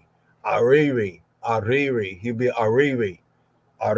You know, ariri, like stripped beer. I think it comes from the idea of like naked ara. Yeah, ara is a stripped beer. Ara, you know, like yeah, ara, figuratively to demolish. Right. You see that right there? Right. Yeah, ara. Right. Like make him be stripped. Right. You know? He ripped him of his own seed, in a sense that his own seed's inheritance. So now, what you talking would never receive that inheritance. What you talking about with Joseph? Yes. The supposed. Let me see if I can get the word supposed. Supposed, right? Which means like it's almost like adoptive father, right? This is the verse you're talking about right here. Yes, I. Yeah, right here when it says, and Yeshua himself began to be about 30 years of age, being.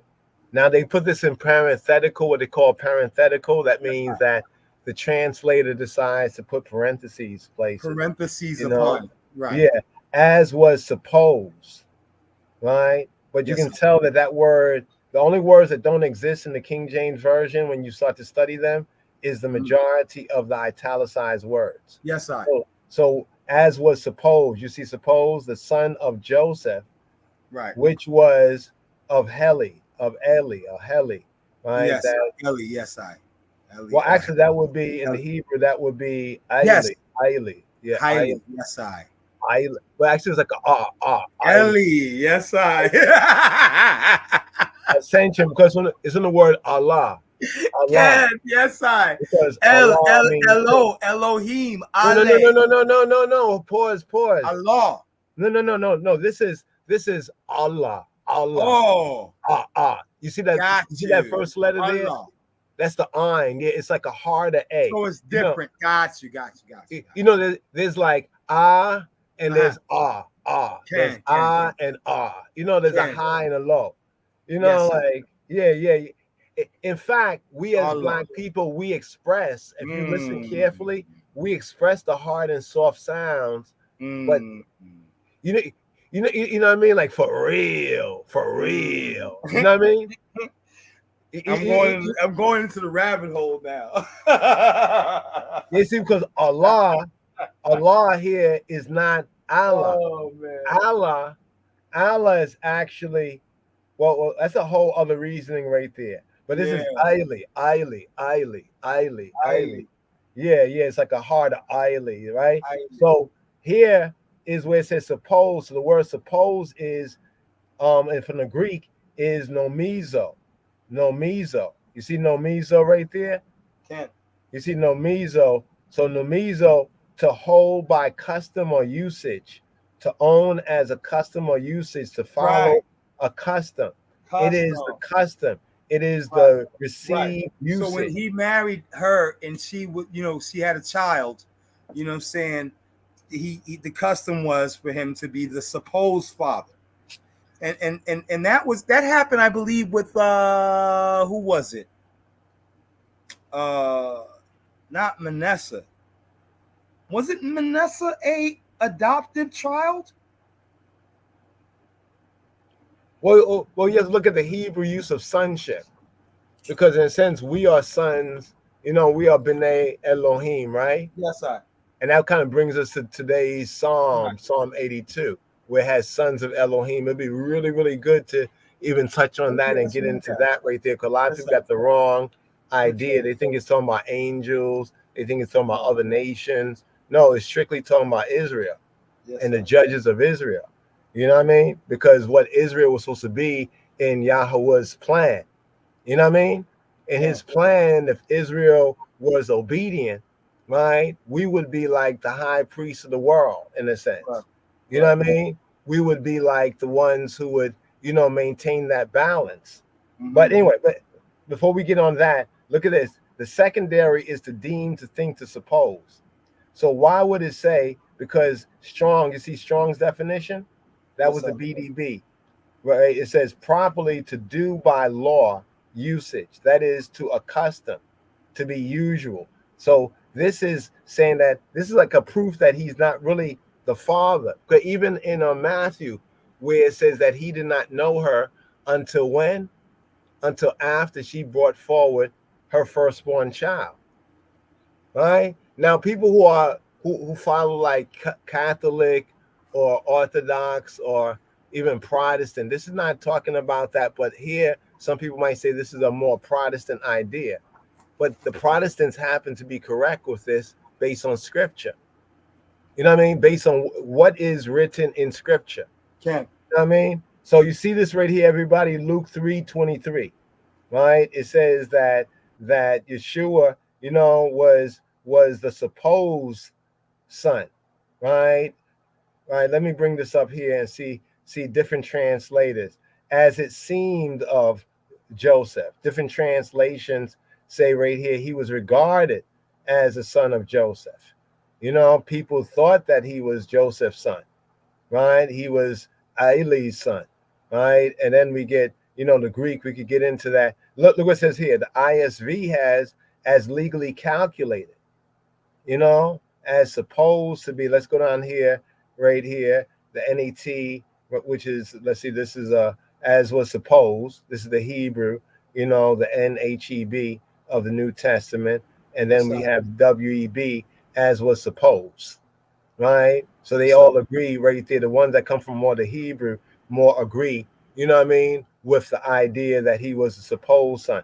Even that makes you wonder, like, wait, there's more to this. You know what I mean? If he was a son, he was a son.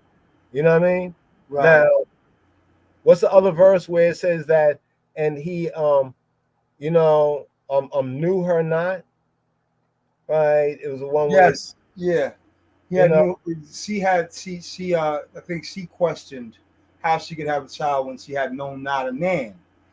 Um, you're right here, right there here. is in the somebody brought this to my attention that in the Aramaic text that the Holy Spirit falls upon Joseph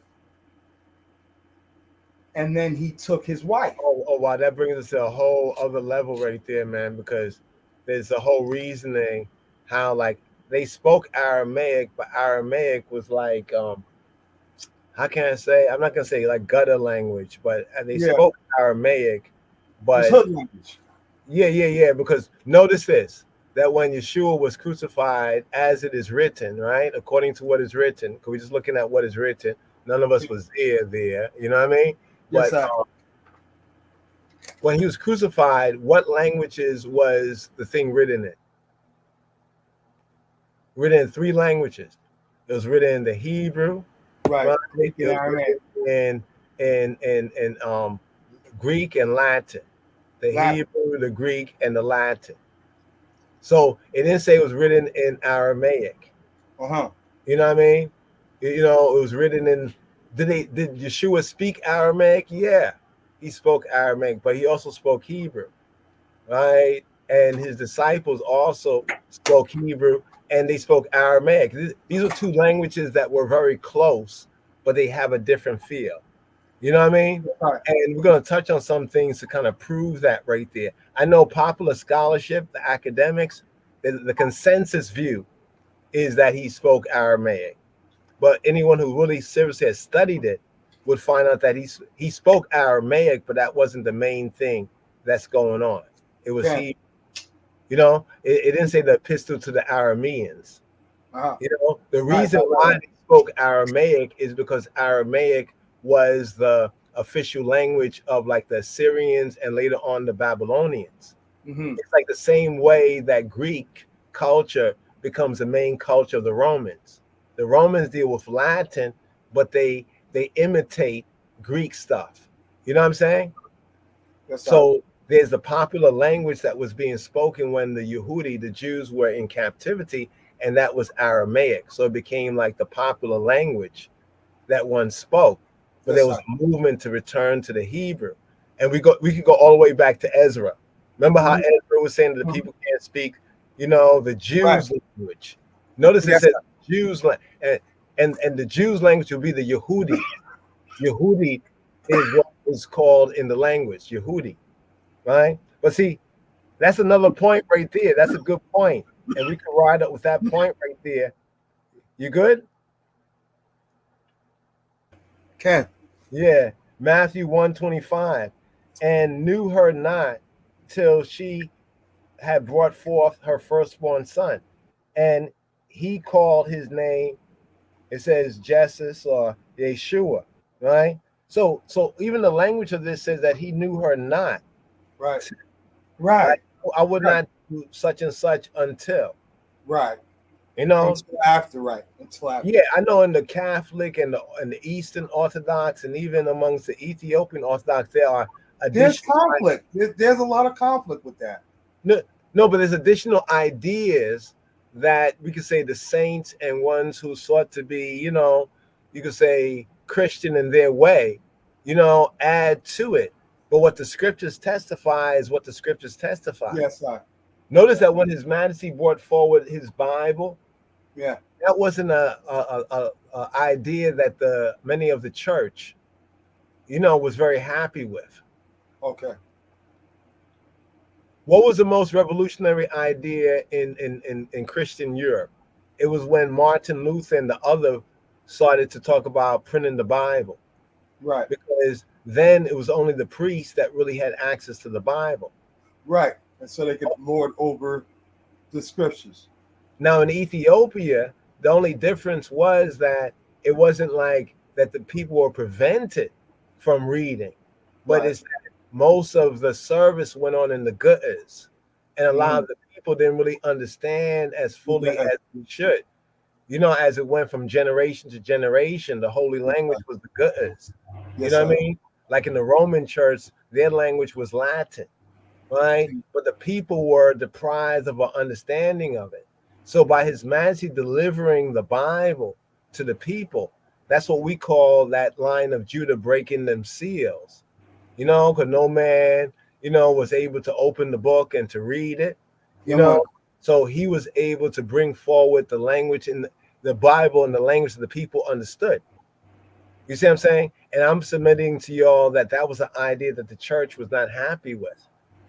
You see what I'm saying? And it's not to say that His Majesty did not defend the Orthodox Church. He did, but at the same time, He introduces things that are more scriptural.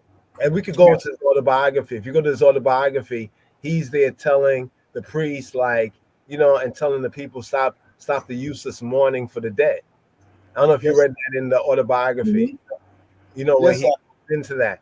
And he also said that he found a book that used to show that in the ancient church, when men and women were married in the Tewahedo church, that there was a crowning ceremony. So he found this book, this what is it, Metzhafa Tekliel? Right. And that's why we see that in a lot of Ethiopian marriages now again. Because it's what His Majesty had done. He has done that. Yes, he brought that back. This is in the autobiography. Revived. And so even before he was anointed and crowned as King of Kings upon the throne of David, he was already checking certain things about the clergy and the church. You see what I'm saying? Because the church is the body, you know what I mean? And Christ is the head. So it's interesting how His Majesty was checking them and correcting them. You know what I mean? So His Majesty finds this book and he gets the book printed. And then he issues to the church legislation, like an order that you shall begin to conduct services this way. So look what happens. Yes, sir. So he's acting as a king and a priest. In that, exactly. In that he has authority over the priesthood. Exactly. And he also told them to cut out the mourning for the dead and cutting their hair and going, because sometimes ones in the church tradition went into deep mourning. Mm-hmm. Some deep mourning. Yes, sir. Somebody's mourning for years. Yeah. That's a Nile Valley tradition that goes back to Cush, Kemet, and all of, Nubia. You know what I'm saying? All of those traditions, the mourning ceremonies with the women. You know what I'm saying? We see that even with Christ and the two Marys. But there's a limitation, like in the kind of the Hebrew idea, there's a limitation of that. Yes, sir. You know what I mean? Like even in the previous Torah portion, they mourn for, I think, Miriam. Miriam died, and then they mourn for Aaron, I think 30 days, and then they mourn for Moses too. Yes, sir. But they mourn for a limited space of time. In fact, just to prove this right here, hold on for a moment. Just to prove this, I have the autobiography. I can't show ones right now on the screen. Yes, sir. This right here, but in the autobiography of His Majesty. If you can send me a few pages of that, because I have another Haile Selassie debate coming up. You mean of this section here? Because I'm trying to find this section where His Majesty all of his good works, man. Yes, yes, absolutely. That section as well. Oh, you funny. I got you. I got you. I'm gonna smush somebody's head in. Well, this section here, let me see if I can find this section. It's about when he gave this instruction to the church, right? And and this is like prior to coronation. He was giving these proclamations, but that's what it means when talking about the government shall be upon his shoulder. I know I didn't touch on that much deeper right there, but when we look at the prophecies, like the way we see prophecies now, a lot of that is like the papal confusion. You know what I mean? The papal confusion. I don't know if ones understand that, we still bun, Rome still get a bunning. Because the ancient prophecy was that, Antichrist will come from the people who crucified Christ. Some people interpret that to be the Jews, but more correctly, it was the Romans. You know what I'm saying?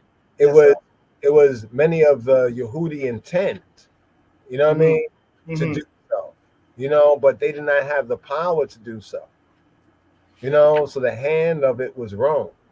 Okay. You know, and who was the ones that invaded? It was Rome.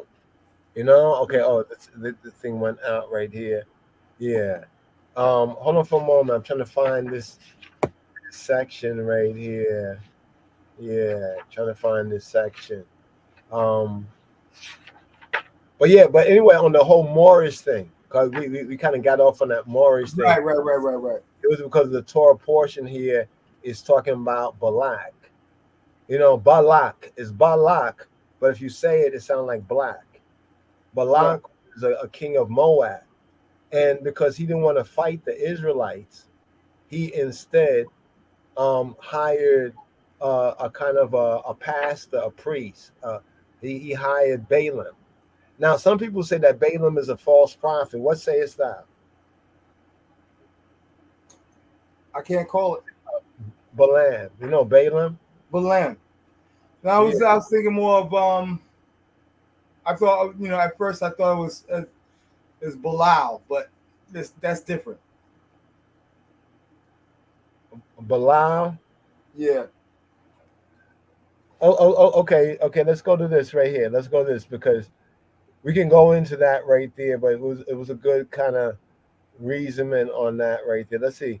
Is Balak is his name? There we go right there. Bilal. That's where the Torah portion begins right there. This Torah portion, the 40th Torah portion. So you see right here, here's his name. Balak. Balak. Balak. Balak. It's a cough. It says cough. Right? Balak. It's actually like a Q. You can see right there the transliteration. Balak. Balak. And it means devastator, it said.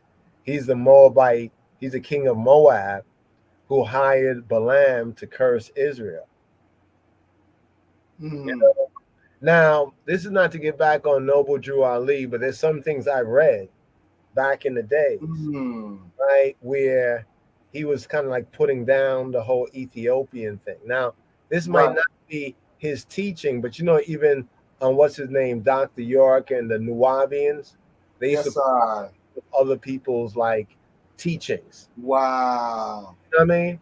And some of it was another portal right there. What you said? Just opened up a whole nother portal right there. Right. I'm thinking, because it's interesting that it's saying here the king of Moab who hired Balaam to curse Israel, right?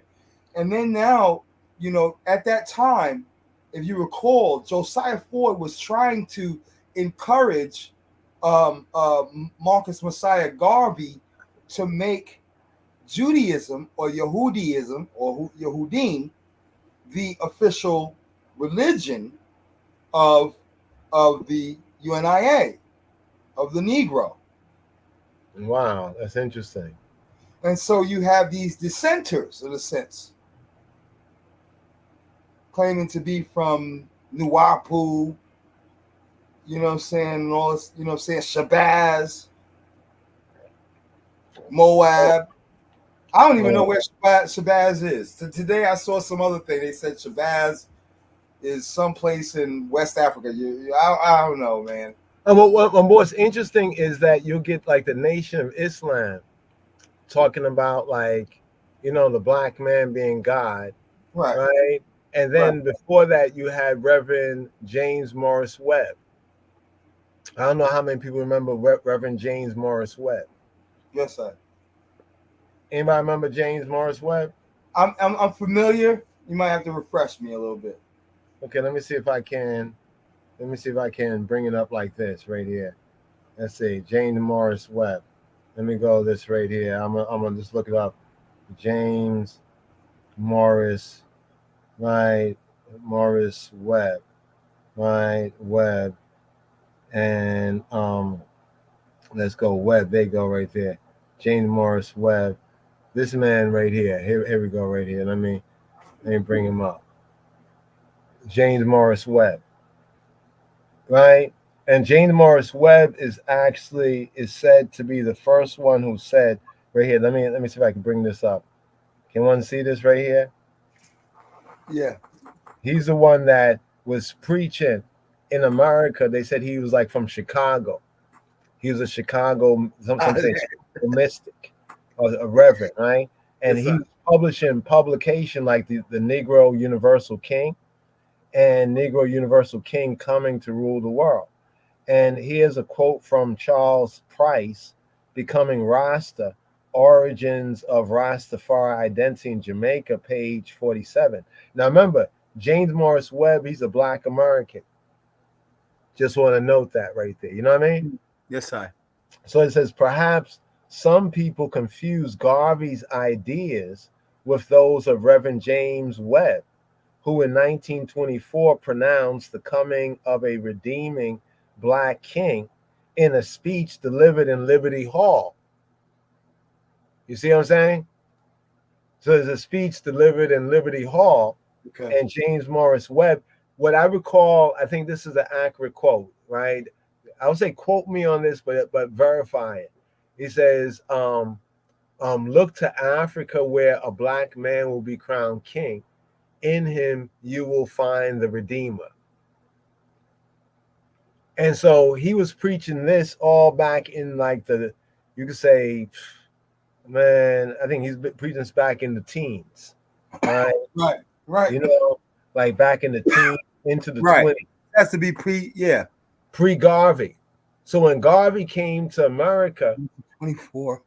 you know, when Garvey came to America, okay, a couple of facts. From the Garvey documentary and others, they said that he was not like really effective as a preacher, you know, as a speaker, but he had learned from this white guy. I don't know if one's seen that same documentary, you know, this white, you know, charismatic preacher and everything like that. And so he learned and he became very good at it. One thing that one can say that Garvey is like John the Baptist in the sense of, you know, he's a voice crying in the wilderness. He became like, I can say, he became like the sound system.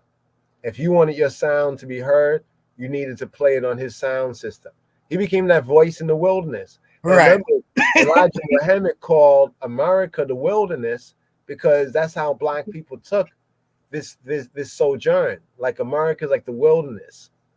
Now think about this for a moment. The Israelites, even when they were freed, right, from Egypt, they were still in the wilderness, and they wandered in the wilderness for 40 years. But now we talk about 400 years. Yes, sir. You see what I'm saying? So the wilderness of North America. So Garvey come from Jamaica here to North America, right? And there's already a popular movement. Why did Garvey come to America anyway? It is said that he came to America because in Jamaica, a lot of his ideas wasn't really being received. Wasn't really being well received. And he wanted to learn also from Booker T. Washington. Yeah, man. You know what I mean? And I get to hear that Booker T. Washington, how can I say, and some people compare him to like Sharpton today. Now, yes. I have, from what I've studied, he was a total, You see, this is where history is interesting. We look at history now from our vantage point. But when I do this study, he didn't want to protest against nothing. He was like, well, let's just make money and learn trades so we can be effective in the industrial complex. But let's not, worry about getting an education and our children let's not try to force ourselves to be citizens, and let's not try. Yeah, Booker T was something interesting. Yeah, and this is what's interesting because on the level of what he was able to do in the trades and the basic schooling, he was effective. But his politics, if people knew it today, they probably would think of him as as an Uncle Tom. Yep. You know what I mean? Now Garvey wanted to come to America according to the history that's being put out. Right. You know what I mean? He wanted to come to America in order to more upset than What'd you say? What'd you say? I said he knew we was more upset than most people in the Caribbean. We were surrounded by white folk, you know what I'm saying? Yeah. So he wanted to learn from Booker T. Yeah. Because that was what his idea, even to better Jamaica, and to better black people. That was what he was all about. He became a separatist. Who? Marcus. He wanted the dipset. He was like, let's get up out of here. Remember this article? You ever seen this? This was a Negro by blood. That's Reverend Webb. That's the same James Morris Webb. Gotcha. Because what I'm trying to say is that these ones, you saw the other article said 1920, 1929. So he was preaching this universal king idea, and you could see in his articles he was talking about even Ethiopia. Mm-hmm. And there's a very important book, if ones and ones don't have a copy of it. It's called The Black Man. Yes. This was the birth of the Black Messiah. I did a paper on this. The birth of what we consider the Black Messiah, even though, it's a broader spectrum, the focus came from the inspiration of seeing, Haile Selassie and the Ethiopian bloodlines of the Solomonic dynasty. Wow, because remember, this is all the 19 teens and the 1920s. Right. So we're talking about the expanse of time that even influenced African Americans in the diaspora and Caribbean Americans in the diaspora, even when Menelik II first won the War of Ottawa. You see the cover of this right here? Yes, this is The Black Man. The fuller title is The Father of Civilization Proven by Biblical History. This is what he had published. Wow. And he had put out. Isn't that interesting? Yeah, that's interesting, because that kind of reminds me of how what's his name? Elijah Muhammad, and he seems to predate what's his name? Farad. Right? Oh no, yeah, Farad, that's a whole other. You see why I even mentioned that was to show how you see at that time when his Majesty on the scene, it's almost like how the Bible say that there'll be other like messiahs or wannabe messiahs, in a sense. Yes, sir. You know what I mean? Like there'll be other messiahs or there'll be false messiahs. Yes, sir. And on a certain level, we really have to look at this and say, like, okay, with what all of them were bringing, we could say probably was good or whatever, but it was like, if they really looked around, like even when Garvey proclaimed his majesty, later on he changed his mind. Yes, that's the same thing that happened to John the Baptist. Like if we ever have a reasonment on Garvey, and we want to get into like Garvey, I would like to do a presentation and work with the eye on doing a presentation. I like how the eye does that, the PowerPoint and the presentation and some ideas right there. But if you go to Matthew chapter 11, it settles the whole Garvey thing. So this is the man who actually first proclaimed, look to Africa where a black man be crowned king. In him, he said, in him you will find the Redeemer. Now that's different than what Garvey said about look to the east for the coming of a black king. Yeah, the day of redemption is near or something. Right. You see what I'm saying? You see, these statements were very much similar. And for a lot of black people, we would embrace it. You know what I mean? You know how I deal with the whole Marcus, because a lot of people bring that up whenever I get into debates. And I'm already expecting, saying my next Haile Selassie debate, they're going to bring that same thing up. Like they've never watched any of my daggone videos, right? So, so when Marcus, basically, switches up, and goes Catholic, this is around the time where, I think, my presumption is that Marcus was expecting an immediate end to slavery in Ethiopia by Haile Selassie. But Haile Selassie knew that with America, the immediate Emancipation Proclamation left over 200 million. It's like 2 million. That's like 20 million. No, 200 million destitute African Americans who had to then go back as sharecroppers to the same slave masters that they, were just freed from. And on top of that, the government had given provisions, financial recompense to the slave owners. So they received reparations for losing the slaves, but the slaves never received any financial incentives that would have forwarded their ability to, you know what I'm saying, be, you know, progressive on their own. They had to go back to the same slave masters. Haile Selassie had a progressive move. So Marcus Garvey died in 1940, and Haile Selassie fully abolished slavery in 1942. Marcus Garvey missed the promised land. Well, Marcus, speaking about Garvey, let's see right here. Let me see if I can put Marcus Garvey, see what comes up for Marcus Garvey. Yes, I. You know, if I we know a touch lot of on people get upset when I say that, but you know, he kind of changed positions. No, but he has his part to play, and what's very interesting, Yes, I. 1940, and that's interesting because notice that in that same year, Reverend James Morris Webb, he also died in 1942.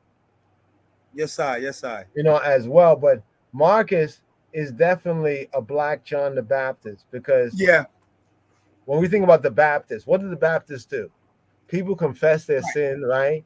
And then they went down in the water and came he's up. Muslim. Yeah, he's yeah. You know what I mean? but the idea of baptism is actually immersion. This is washing. Yeah, it's dying to one thing and being reborn. It's risen up. But also, it's a sense of immersing. Yes. Like it's not like sprinkling water like a shower, but when you get in a bathtub, right, you get go dunked all the way under. Yeah. You know what I mean? Yes, it's that full immersion. So like you can baptize yourself in something by immersing. Like somebody said, I got immersed in this book. I got immersed in this show. I got immersed in something. It's like you got totally wet. You know, you got fully wet. You know what I mean? In it. So he really got Black people fully wet, you know, about being Black people or the people about being Black on a certain level. But what he was doing, in a sense, was regurgitating the best of Black people because Black people were already on that vibration. It's almost like Marcus Garvey gave a platform for a Black consciousness. For that audience, He was almost like, who's that guy in boxing they call? What's his name? Oh, like Don King. He was like a Don King. Yeah.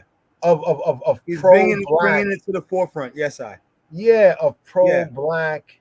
What you call now? There's a rally. I don't know if you ever seen this picture. There's grassroots. Yes, grassroots.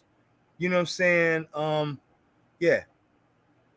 There's this rally. Brother Paul, he said, "Do you think Ethiopian slavery was only banned because of the name slavery?" No, not necessarily. Technically, America did not ban slavery. It just transformed into the penal system. If you understand anything about the 14th and 13th Amendment, you'll understand that slavery never really ended. You know what I'm saying? Servitude is something that has always persisted. Now, chattel slavery is something different. You know what I'm saying? But go ahead. You know what I'm saying? I just want to address the brother in the chat. No. Thank you for addressing the brother. I'm trying to find this picture. I may have to go to our brother's site right here. Right? I may have to go to Rastafari Talmud. Right? Let's see. Do we have this here? Is this right here? Rastafari. Let's see. Hold on for a moment. Because there's a picture of a Garvey rally, and you see a member from like the Black Yehudi community. You know? Are you talking about the one where they were holding up the picture of His Imperial Majesty and Marcus Garvey? Yeah, you have that? I had it. I don't know where to find it. Not on this computer. I would have to dig. But hold on, let me see, man.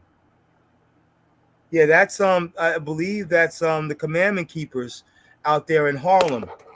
I think it was 125th Street where the let me see, man.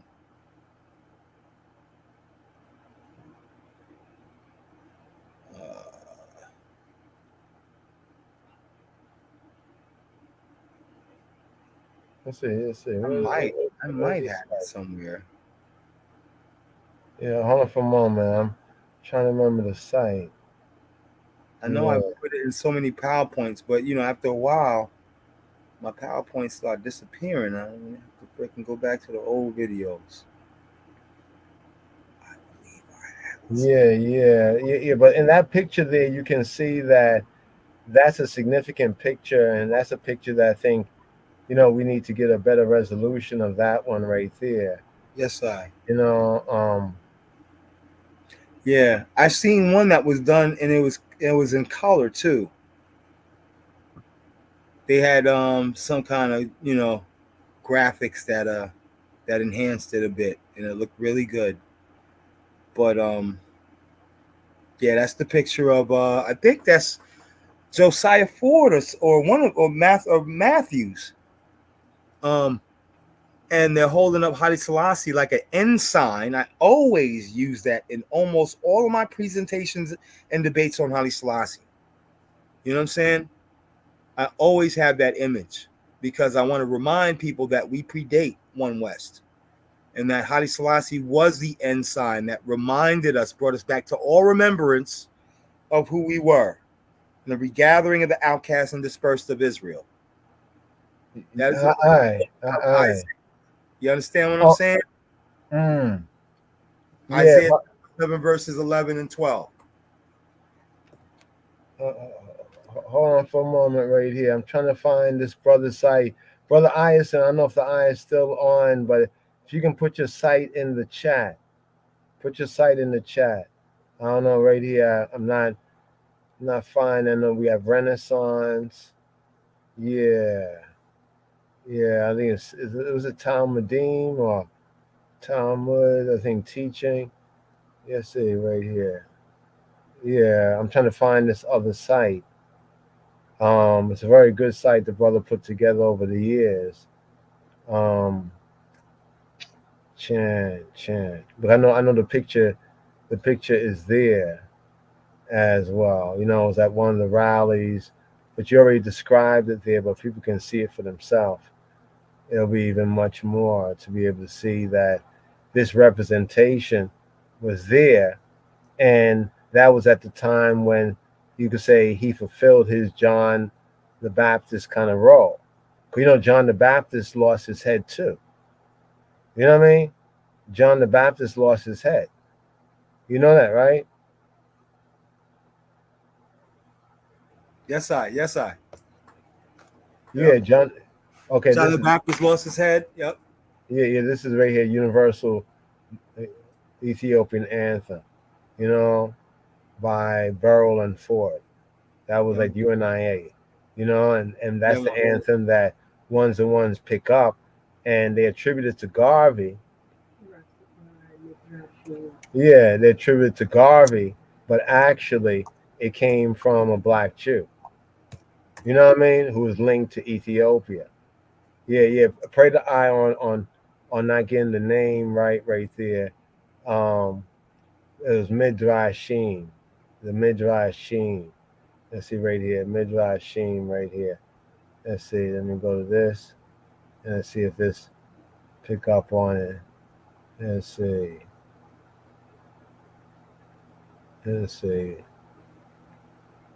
Midrashim. Let me see. Marcus Garvey. No pictures come up. Yeah. I have to get a link. I found it. You found it? Yes, I did. I found it. The parade. Hold on. I'm gonna share it. I found it. Sometimes you gotta know the right words to put it. Yeah. Here it is. I'm sharing.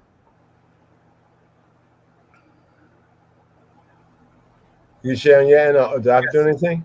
I'm sending it. I sent it. So you gotta look in the and I can enlarge it a bit too. Okay, hold on for a moment. I don't see it there. Where's You supposed to be? Okay, might hold on. take yours down first. Okay. You might turn yours off first and then look. Okay, yeah. Add this to stage. There we go. There we go. That's it right there. There we go. I see they're holding him up. Remember in the back in the day, I don't know if you went to a Pentecostal church. You ever go to a Pentecostal church? Yeah, of course, man. You ever heard that song? Oh, lift him up, lift him up. There you go. There you go. Yeah. So you see. Rastafari, you see me? So notice in that picture they have Garvey right And you there. got the Unaye holding up the Garvey, the guy, he's all, you know what I'm saying, in his regalia, you know what I'm saying, holding up the picture of Marcus Garvey, you know what I'm And saying, His very honorably, Majesty. and his Imperial Majesty. And you have, I believe that's Ford. That's not Ford. That's that I think that's Matthews. I think that might be Matthews too. That's interesting. That's Matthews with the yeah, with the shawl. Yeah, I think definitely. I think you got it right there. That's Matthews. And it says here, Marcus Garvey, head of the Universal Negro Improvement Association, Haile Selassie, Emperor of blah blah blah. Can't see what that says. Faith paid tribute to their hers in Harlem Sunday when they, yeah. So that's like, you know what I'm saying? That's history. This predates One West, y'all. This is Harlem, New York. Black Jews and a Negro Improvement Association. I believe there's Moorish Zionist Jews, not Moorish Zionist, you know what I'm saying, Moabites. But they're about to become in Yes. 1930. From 1930 on, they become the commandment keepers, Yes. congregation of the living God, Ken. Ethiopian Hebrews. Right. You see what I'm saying? It's like they That's right. crossed over, just like the Israelites. The last place the Israelites were in the wilderness was in the plains of Moab. So we see that kind of Moorish connection with Moab, but then we cross over into the land, like you mentioned with Arnold Josiah Ford. Yeah, man. You know what I mean? Arnold Josiah Ford was over there, and there was also others, a community over there, and they only had gotten, it's like Mussolini and them, because of Mussolini's invasion. That community of black people and black Jews was removed. Right. So think about how early in the 1930s, this is even before Ethiopian World Federation, and I want to let them know that on Sunday the 21st, I think we're scheduling for like 1-ish. I'll get the exact time. We're gonna have a Zoom. I'll share it around on the YouTube, not the YouTube. What's going on for Bingyites? What are you talking, Bingyites? What are you doing for the Earth Strong this year? Oh yeah, well, this year Ethiopian World Federation first unit, we're gonna have a public, a public event on the 21st, like a couple of days before. But there's also some other events that are coming up, But I think the best time for the membership right now, worldwide membership is gonna be on Sunday.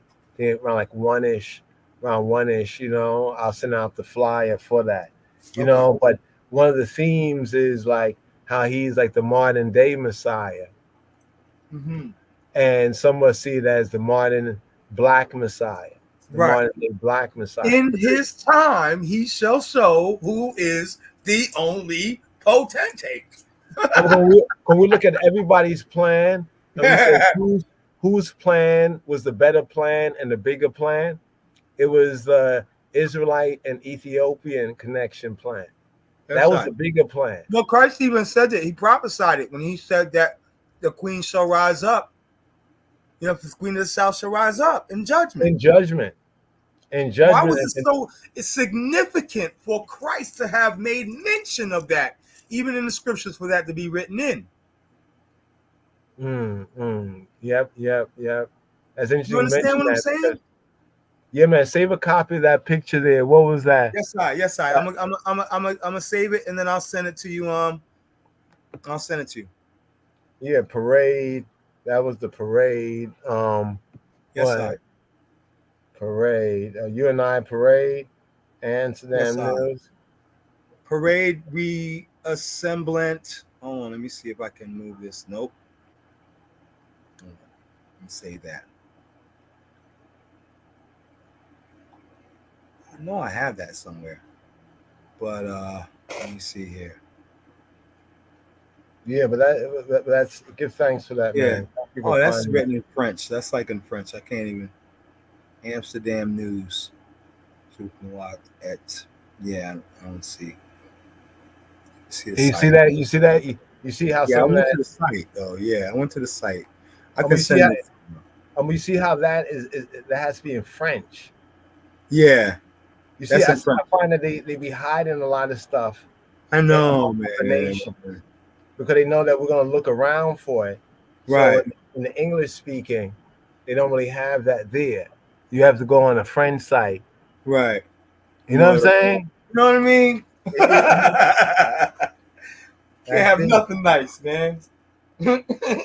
That's deep because even the Amsterdam News don't seem to have it. You know, That's the crazy. Amsterdam News don't seem to have it, but definitely the Marcus Garvey, like if you read chapter 11 of Matthew chapter 11, Yes, I. and you read it with that understanding, and even what this picture shows right there, Yeah, man. the picture shows this is at the time when Garvey, recognized and did as John the Baptist did. He proclaimed, like this is this is him, Rastafari, Yes, I. right? But then, as time went on, remember this is back in what 1920 something. Mm-hmm. Yep. 1920, 1927, 1928, or something like that. This is You see before. that? Remember, look at his garb. That crown picture. That's Ra. That's Negus. That's not emperor Definitely, yet. definitely. Well, Not well, I know emperor yet. he sent messages to black people in the West. Right. Even there was a messenger that I read in one. That's a different crown. That's the king's crown, not the emperor's crown. True. Yeah, That's not the yeah, triple crown right there. yeah. So that must be, maybe that's what. When was That's like Garvey? 27, 28 or something. That's It had to mad be like right interesting. Yeah, before he was crowned Negus Nagasti. because he was yeah, 19. When does all the two pass? In 1928. Mm. Yes, I. Yeah, 1928. And then See, this is how 1929. that's how you break something down. You look and you know that crown, the image right here, Yeah, that's a good that's point. pre-emperor. That's Good point pre-emperor. there. That's a good point there. Good observation. Good eye on that. Because then that means that he wouldn't have been wearing that crown Yes, sir. while the Empress Zorditu was still. Was still in power. Yeah. So this must be like 1929. Yes, I. But then when was Garvey? When was Garvey? When was What was his Garvey? position then? I'm not sure, man. I can't call it. Yeah. When was Garvey? Pearson would break it down at Let's that ask time. this. Yeah. When was Garvey deported? I'm not sure. Ooh, that's interesting.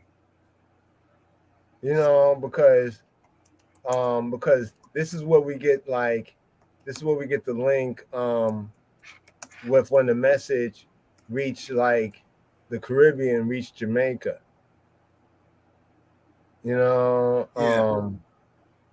Garvey was, let's see, when was he deported? Garvey was, well, here it says he was deported to Jamaica in November 1927. So this is kind of interesting because, like you point out, that crown, I know that picture.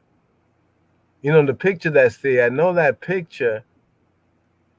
Yeah, we need to find the picture, the modern picture of that right there. Right. Because, like, could that rally have been when he was not there? You see what I'm saying? I think this is pre World War II. This is pre Italian. Yeah, that's it. That's sometime in the 20s. Yeah, I would say sometime in the 20s. And so this is even before he was attacked that they were citing him up as a black messianic. I didn't even read the rest of that book, man. The other one, The Black Jews of Harlem. This this is what they say on page. I have to take a picture of this and show so you can have this for the debate. On page Okay. 19, they say that at court, right? Okay. Let me bring it down to here. The whole thing. Here's a full of this, right? This is from this book called "The Black Jews of Harlem" by Howard M. Broads, right? Mm-hmm. And so they say that the second point is that they are descendant of the union between King Solomon and the Queen of Sheba, who founded a line of Ethiopian Hebrew kings from Menelik I down to Haile Selassie, the line of Judah, who is covertly a Hebrew. This is what the book says, right? Right. Of the three sons of Noah, Shem and Ham were black. Now that's interesting because we look at some of the Rabbi Eliezer. I don't know if you've seen that, where they say that Shem is black. Yes, you know what I mean? Were black, and only Japheth, the ancestor of the Gentiles, was white. Right. Right. Thus, King Solomon was a black man. After the Queen of Sheba became his wife, in a marriage ceremony taking 6 months, she returned to Ethiopia pregnant with the understanding that the child, if a boy, would be returned to Jerusalem for bar mitzvah, and they say confirmation. Right. At the age of 12, Menelik, the son, did come back and remain in Jerusalem until he was 25, it says. His father, realizing that designs were being made upon the young prince's life, gave him a company of men with whom to go to Ethiopia. The priests who accompanied the young prince deceived Solomon and carried away with them the original tables of the law instead of the copy that the king had prepared. They are to be found this very day at Aksum. Menelik I was the first king of Israel in Ethiopia, from whom Haile Selassie, the line of Judah, traces his descent in an unbroken line of 613 kings. Now, what I'm reading here is actually Wentworth Arthur Matthew being interviewed by this writer concerning the Black Jews of Harlem. And here's his testimony about Haile Selassie and this link with the prophecy. So we understand that Haile Selassie was intricately linked to Black Judaism during the 1920s, the 1930s, 1940s, 1960s, and to present. And here it says that Haile Selassie, he says, this is what Wentworth, I believe that the one wearing the talit, the one wearing the white, and the mitre on the head, and the talit, the prayer shawl, I believe that would be Wentworth Arthur Matthews. I he says so. That's his testimony. That's his guess. This book, what I'm reading. Yeah. The Black Jews of Harlem by Howard M. Broads. Okay. In fact, I could pull that up so that ones and ones can see this right here and maybe get a copy. I send out that picture right there. That's a powerful picture right there. Yes, sir. I'm going to send it to you. Okay, so let's see the Black Jews of Harlem, right? Let me get this. So when you hand it back over, of Harlem, right? Black Jews. Okay, they already have it in there. I guess we and a lot of other people, Now it's interesting. The AI, they got this whole AI overview. You returned what you call Ty? For a moment, I want to share this right here with the people. Say it again. You want me to stop sharing? Yeah, give thanks. Okay. I got to go through this thing again. Let me just to share this phone. Right there we go. Right there. Okay. Here we go. Right here. Let's see. Where okay. To present slides. Hold on. Share screen. Okay. Yeah, I'm just getting this. Here we go. I got it. Yeah. Okay. Here. Okay. You see this here? Yeah.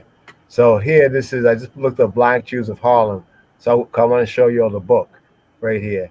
So notice what they say: Black Jews or Black Hebrew Israelites. I don't know why they put it like that, because the people didn't really identify themselves as Black Hebrew Israelites. That's a more modern kind of phraseology, you know?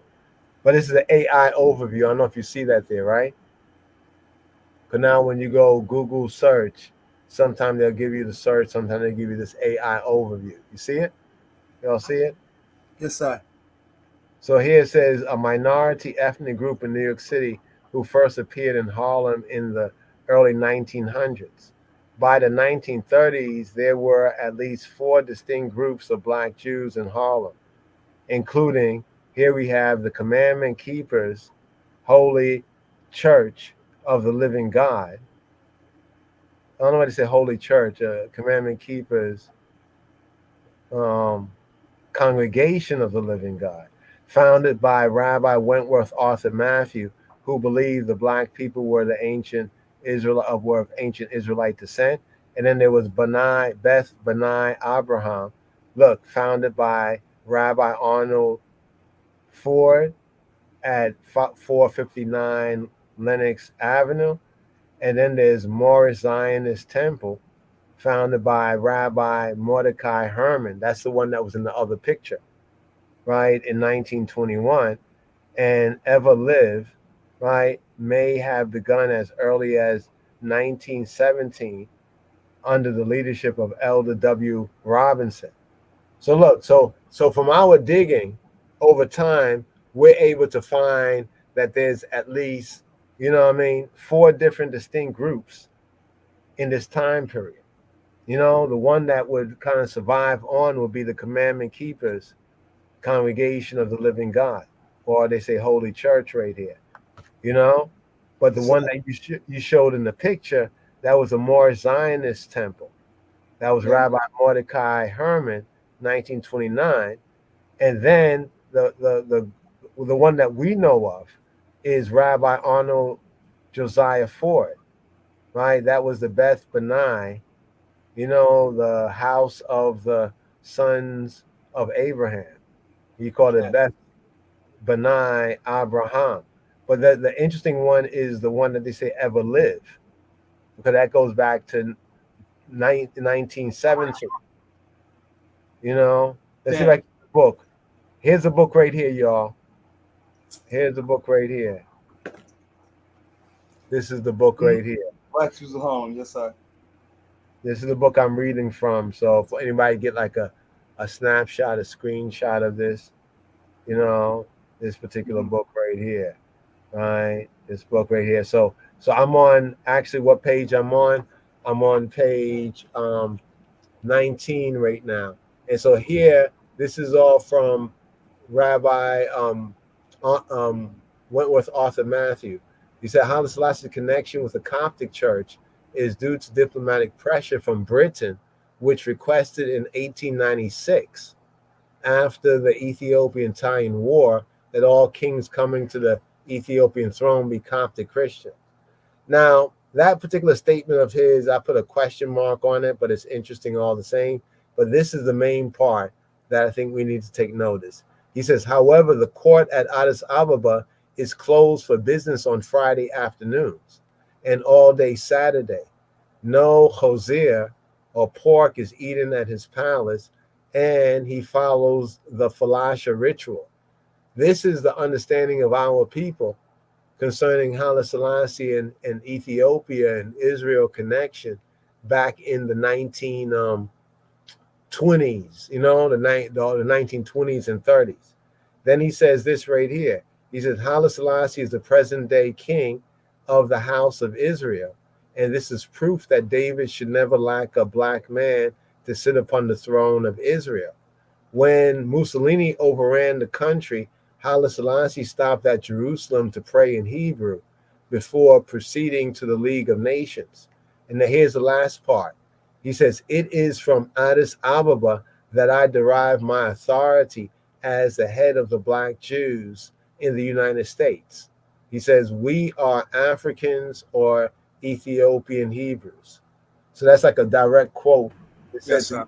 I quote in this book from um, Rabbi Wentworth Arthur Matthew, the Commandment Keeper. Yes, And, sir. and they also had a thing called a royal order. You know, I don't know if you know about that, like the royal order of the Ethiopian Hebrews. You'll see Wow. that in one of their windows, right? I don't know if we could find one of their windows, but this is also the book right here. If Wow. anybody can get a copy of this right here, you Yes, know, sir. Yes, sir. that's it right there. Just to Yes, kind of show like where our link, even as Rastafari, uh-huh. keeping it Torah observant, Yes, sir. means that as Rastafari, we have to see how all of this kind of led to even The root. yeah the movements like out of Jamaica, because I already showed you the connection with James Morris Webb Yes, and sir. what he was prophesizing.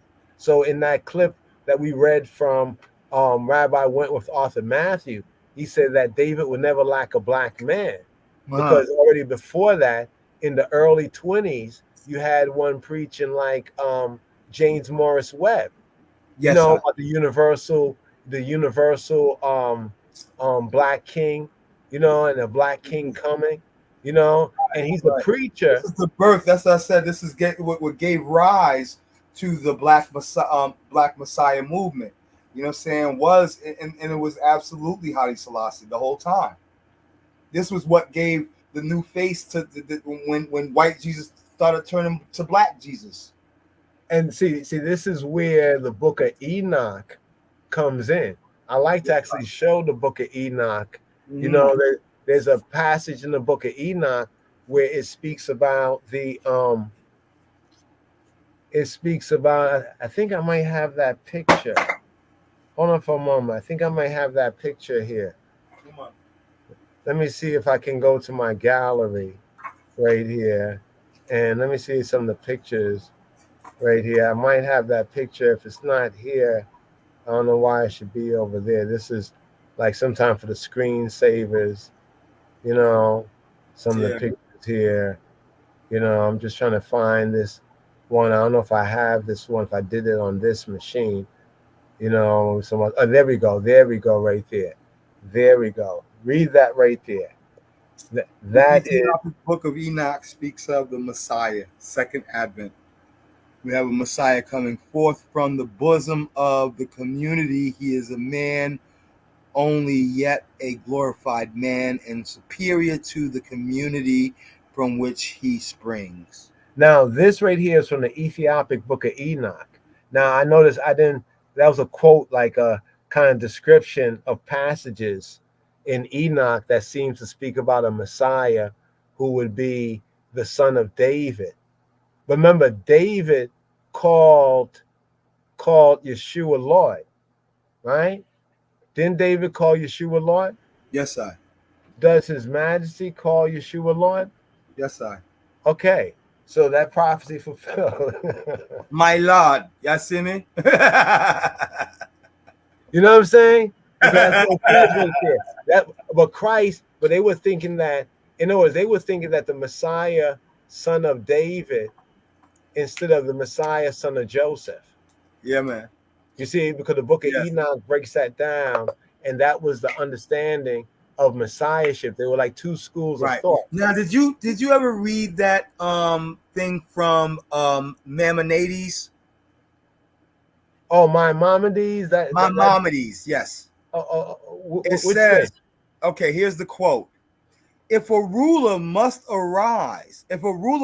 arise from the house of David, who diligently contemplates the Torah and observes its mitzvot as prescribed by written law and oral law, as David their ancestor will compel all Israel to walk in the way of the Torah and rectify the breaches in its observance and fight the wars of Yahweh, we may with assurance consider them Mashiach. Here's the second part. If Wow. they succeed in the above, builds the temple in its place and gathers the dispersed of Israel, they are definitely the Mashiach. They will improve the entire world motivating all nations to serve Yahweh together. Kumbaya, my Amen. Lord. That's Amen. Amen. Kumbaya. yes. Yes, sir. Rastafari. No, for real. Yo, you gotta Yes, send sir. me that right there. Yes, sir. That right there, that clip from my Maimonides right there. Yes, sir. It actually brings out what Enoch says concerning the second advent. Can. You know what I mean? Because the first two advents were already fulfilled. Yes, sir. You had around, if it was 33, if that's the date they go with, 33 AD when Pentecost came. Remember when Christ was talking about that kingdom? Yeah, man. That was the entry in Pentecost. And then the next coming was in 70 AD, where he talked about armies surrounding Jerusalem. Yes, sir. Because remember when he said that that they would see the prophecies in their lifetime? Yes, sir. You know what I mean? Yes, sir. Yes, sir. You know, and there was a scripture. It said, I think it was John chapter 16, where it said, and he would show you. Right? It was talking about the comforter. And when it says that it's like specific, like he would show you, like you would visibly see it historically, be able to, you know. Well, when it speaks about the coming, there's an appearance to show. You know what I mean? Come To on. show, like Yes, sir. in 33 AD when the Holy Spirit came, right? That's that kingdom. You know, those who are of the Spirit are of the kingdom. You Yes, know what I sir. mean? Like those who are like before Rastafari used to speak about like vibes and vibration, you know, and Yes, sir. vibes. You know, like man and man reasoning and thinking the same thing at the same time. They're like in the same heavens. You know, Yes. that idea of being in the same heavens. You know what I Yes. mean? Yeah, And, man. and although one can't prove it to other people, anybody who's on that frequency, you know you're on that frequency. Mm-hmm. You know what I mean? Anybody who's in the spirit know they're in the Yeshua, right? spirit. Huh? Even with Yeshua, even with all the miracles that were professed and witnessed by those who were around him and his good works, you know what I'm saying? There were still those who doubted. And so this is why I always say, you know, that extra natural, you know what I'm saying? It's not the supernatural where people are seeing, you know, magical things from some kind of sci-fi, you know what I'm saying, fantasy. But however, you know what I'm saying, the fulfillment of prophecy is no less mystic in its extra natural revelation. You understand what I'm saying? And those who had eyes to see would see it. You know? True. Definitely. What ones are looking forward to, or what really is to happen, is the judgment of the nations and the judgment of Babylon. Mm-hmm. You know, and it's only in the Father's mercy that it's not already. Right. You know what I mean? Yes, you know, Didn't it say he would judge? He would bring what did it say? And he would judge the nations. Right? Hold on, where is that? But that judgment is given. Who judges? The Father gives all judgment to who? Who does the Father give the judgment to, according to the Scripture? To the Son. Right. You see what I'm saying? Yes, sir. The Father gives that judgment to the Son. So if people talk about the coming of Christ, you mean the coming of judgment? Yes, I. Right. So remember this too. There is no judgment without two witnesses, two or three, right? And we remember in 1 John, it says, 1 John chapter 5, verses 7, I believe, 6 or 7, right? It says that there are three in heaven who bear record. What is a person who bears record? It's a witness. Somebody who's writing and recording, documenting, like my brother Paul said in the chat, right? Documenting. Remember how Haile Selassie had taken that video? He said, I am glad that you are here in my palace gardens today to record this picture of me. Yep. Right? So we have a second witness. And you know what happens after that second witness? That's when the judgment comes. right? Because there is no judgment. I believe that's Deuteronomy 6. There is no judgment without 2 or 3 witnesses. And so no one is condemned to death or to, to the letter of the law unless there was someone to witness the crime thereof. Right? We even use that today in the modern legal system, in the modern justice system. You know what I'm saying? True. Yes, The 2 or 3 witnesses. No, I just yes. want to share this one right here. Remember when Paul said, "But y'all receive me as an angel of God, even as Christ Jesus." Jesus. You know what I mean? Isn't it interesting how Paul said that right there? Right. You see what I'm saying? Because to all the believers, Yeshua was with them, was in them. Yes, was in them. Because of the Spirit. He said it himself. He said, I and the Father, so shall I be in you, and the same unity I have with the Father, right? I pray that ye will also have. Exactly. And that's that I and I. You see me? You know what I'm saying? Through that shalishi. Of the Shalishi, Hashalush Hakadosh. Yes, For real, we didn't even, all we got to was Balak, but we pick up on it. But the Balak is yeah, and then we have Balaam. And Balaam is an interesting reason. You ever deal with a metaphysical Bible dictionary? Yes. Well, you put me onto it. I haven't really delved into it that deeply yet because I'm still in the middle of my coursework, but I'm about to dig into it. Man. Well, this Torah portion is interesting for a lot of reasons right there. The Balak Torah portion reading. And, on the whole Marcus Garvey thing, I really would advise if one would really understand the Marcus Garvey relation to His Majesty, the true heights of it, and the depths of it. Matthew chapter 11, when read in light of John the Baptist and Jesus Christ and Yeshua HaMashiach. Because when you can see that right there, it really puts it into kind of a context. Mm-hmm. You know what I mean? Like, so therefore Garvey had his work, but here's what's interesting is that after the crucifixion, death, burial, resurrection, ascension, after that, Paul runs into these ones and he asks them into what were you baptized? And they say they were baptized into John's baptism, but they didn't know about the Holy Spirit. Right. Isn't that kind of interesting right there? Right. They didn't know about the highly ghost. You know what I mean? No, even Muhammad said he didn't know about the spirit of truth. Oh, Muhammad's a whole different character. He didn't even know what the spirit of truth was. So when people try to say that Muhammad was the comforter, I object.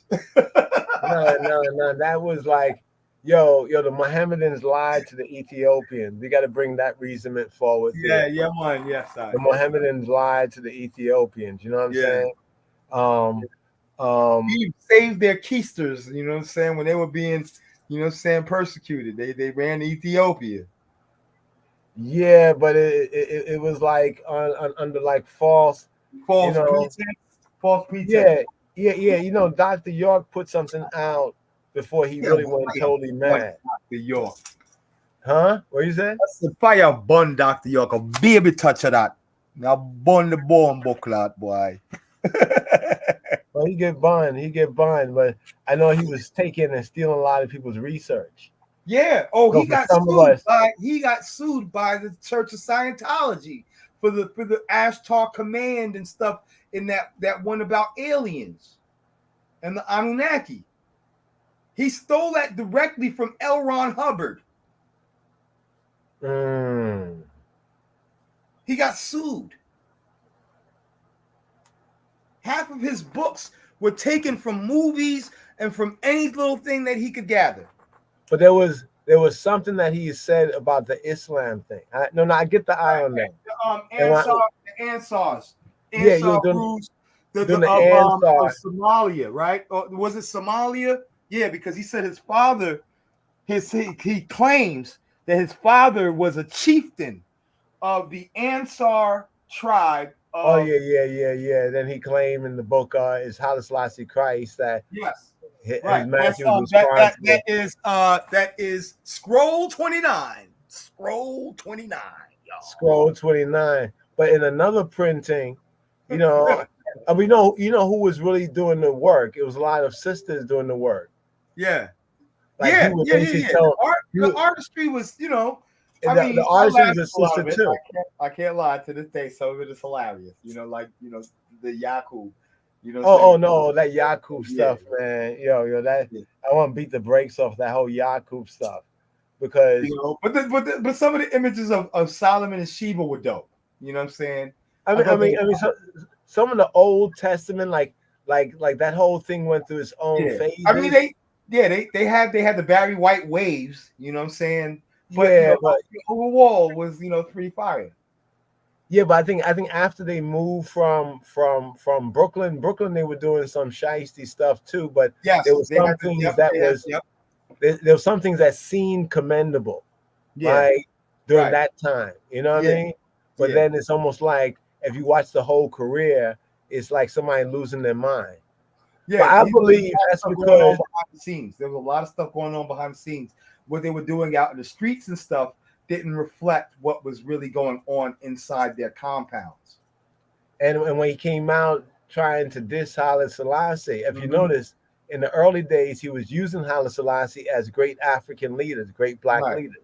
Right. You know what I mean? He put him in that picture that his own version of the Last Supper, where he's like at the center of the table. Yeah. Of course, he's gonna put himself up there like that. The next good book for ones and ones is this book right here. Yes, I think. Yes, I. I think is one of Dr. Ben's best books. Yes, I. Like that's useful to I ones just like posted us. that on my Facebook page the other day. Yeah, I posted that up. Yeah, because this particular book is good because what Dr. Ben does very well is he compiles a lot of historical research that apart from this, we probably wouldn't have access to. You know what I mean? Apart from this, like all in one place, like a lot of like newspaper articles, other kind of things that are historical that can give us like, little like fragments to like kind of put together. Because a lot of this, we're the generation to put these things together. That's what I'm learning in history now. You know what I'm saying? How, a lot of times people think that history is stagnant and you look at one time period after another, but you don't look at a spectrum, you know what I'm saying? Like, for instance, 1866 to present and how specific historic events, colored and shaped the way our world is today. You know what I'm saying? It's a tapestry, really of historic, monumental events that most people miss. And the Bible touches this all through the Bible. That's what really the Bible is. It's kind of an anthropological book in a sense, like my brother Craig Scruggs says all the time. Extract anthropological truths from the book, historic, cultural ideas. You know what I'm saying? How people told their stories. How people told their own stories. How they viewed the world. You know what I'm saying? It's not a history book like in the sense of like chronological. Right. Sometimes it's just like it's almost like when we be telling each other things that happen. Yes. Sometimes as we tell the story is not chronological. Right. But it's like certain themes we're trying to get a certain point across by what we cite and how we cite it. And then later on you'd be like, okay, so what you're telling me is, and now we try to rearrange the story, in a more chronological level. But when the witness is telling their own story, they're highlighting what they recall. Right. You know what I mean? For a witness to say they went through all of this and that and tell it in a chronological way, that'll become somewhat forced. Right. It loses the spirit of it. Right. You know what I mean? Like when somebody tell you something that happened, yo, what happened? Yo, you're gonna jump from one thing, saying you're gonna say like this, like saying, so this is what happened, how it started off. But mind you, prior to that, right? So now I'm going back to give you to give you a little salt and pepper on how this whole thing began to transpire, but I'm gonna jump all the way, you know what I'm saying, close to the end, you know what I'm saying, why, you know what I'm saying, you feel what I'm saying? So yeah, absolutely. We, you know what I'm saying, we like, it's like, you know, with the Most High, time is shapeless. You know what I'm saying? And so, you know, the past and the present sometimes merge. Well, most time merge. Past, present, and future. Hence why you know the prophecy, you know, was so poignant and oftentimes was dual prophecy. You would see something happen in one time and also foreshadowing the rest of what would be fulfilled in a later time, like with Deuteronomy 28 verses 68. You see a little bit of that with Moses in the Exodus, but it didn't fully shape that because they weren't really there for 400 and, you know what I'm saying, 30 years. They was in, were they? Yeah, no, they was in the wilderness for part of that. There was like 215 years they were in the wilderness, you know what I'm saying, between Abraham, you know what I'm saying, leaving out of Chaldea and you know, going into Egypt, and then Joseph going into Egypt, and then another 215 years of captivity.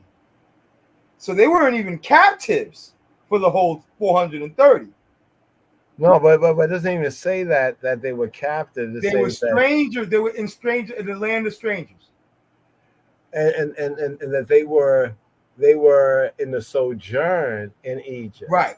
So all the experience, you know, the whole experience was not like captivity. Right. You know what I mean? Right. And that's a point that has to go even down. Look at how they left Egypt. They left Egypt with all of their gold and riches. So they earned something, right? It wasn't like chattel slave 400 and, you know what I'm saying, chattel slavery and Jim Crow. True. But I think the important thing is that, so that's why they say that Deuteronomy 28, pardon self, that Deuteronomy 28 doesn't fully fit the criteria that was met, that was in Exodus. No, but I argue against that. I know what you're saying. Okay. That's the popular. That's one of that's the popular thinking. One West. That's one West. But that's also a consensus scholarship. Yeah, some of the consensus.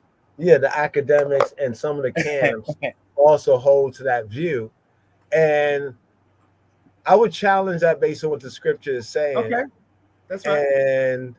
But one thing I agree with you on is that there is a period of time under what we could say bondage. But it doesn't use the word captivity, but bondage. We have to understand bondage, right, bondage. What bondage is. Yes. You know what I mean? Even that point you're mentioning right now is a good kind of point. Maybe, you know, one more point, because I know it's getting into the early hours for ones and ones. Yes, sir. But that point about bondage, you see right here is the commandment keepers when they was teaching like the, you know, the children the language. And it's interesting because back in the 1920s and the 1930s, we had Black people learning Hebrew and Black people learning Amharic. That's interesting. You know, right here. Let's look at the bondage right here. Let's look at bondage right here for a moment, because this might be like a little relative to us right now, as we just have a kind of a vibes in right here. You know, bondage, right? A bondage right here. So here we go, bondage. Now the first mention of bondage in the King James Version is in Exodus chapter 1, verse 4. This is the basic read. I got the Strong's word highlighted. You know, it says, and they made their lives bitter with hard bondage in mortar and in brick, and in all manner of service in the field, all their service wherein they made them serve with rigor, right? With rigor, right? Now the word was is not there. It just said that with rigor. Now, with rigor is an interesting word. It's the word perek. Now, perek can also be read as ferek.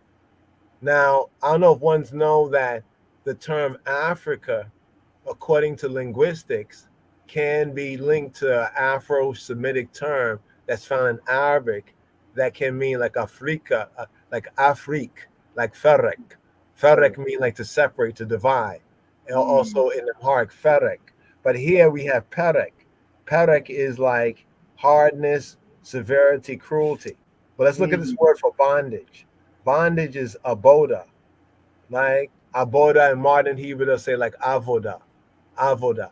Now, what's interesting about this word is when the priests serve, the priests do avoda. They do aboda. Aboda, aboda is like aboda is like service labor. So it's basic Right. service labor. It can be the service of servants. The priest's work is called aboda or Abu. aboda. And in the Islamic is Abu or Abu, Abdu. Oh no, well that's the root word like ebed. Okay, go down here, right here. They say it's from the word abad. Abba. Abad mean this is the verb right here. The verb is abad, and the noun is Abba. ebed. Ebed, like in the Hebrew, ebed. Yeah, like ab. Yeah, like abdu and all that. Like Abdu. yeah, the abdu. That's in the Arabic. But notice right here. You see right here, one of the meanings of the abad to serve is worshiper. You see right here is worshiper. Now the basic meaning here, Strong's. Here's how you read Strong's. Remember, this is the verb. So the verb is abad, right? The noun is ebed. Ebed is like a servant or obed, right? Here Yes, we sir. have a primitive root to work. You see the words that are italic? The Uh-huh. italics tell you the key word. So the key sense of this is like work in any sense. The implication is to serve or to till, right? Because first used with Adam in the garden. There was no man to work the garden, no man to be a ebed of the garden, right? And then it's also can mean, you see, they have enslave here or in bondage. So we look at this word, a husbandman, someone who serves a field, is ebed, right? You know, Mhm. so there's a positive and a negative sense to this word. You know what I'm saying? Yes, sir. So, in the sense of it says right here, it tells us exactly what kind of bondage they were in. Let's look at the Hebrew really quickly right here. If we look at the Hebrew, let me go back right here. Oh man, let's go over here again, and let's go to view more. Let's go to compare. Okay, the Hebrew right here, right? Let me go down to Tanakh. The Tanakh right here. The Tanakh. Everybody the Tanakh, right? And here's the Hebrew right here. So it says, why maruru, et chayahem, and embittered their chayahem, their lives, ba avoda, modern Hebrew, ba aboda, in aboda, right? Kasha is this word right here. Kasha, you see that word kasha. Kasha, let's scroll down here to Kasha. Kasha, right, is from Kasha, right? The verb Kasha. Kasha is more as an adjective, like hard, cruel, obstinate, rigorous. You see the adjective to severe, right? So it's not that just that they were in like they had work, but that somebody, somebody say you working somebody to death. You know what I mean? In that sense.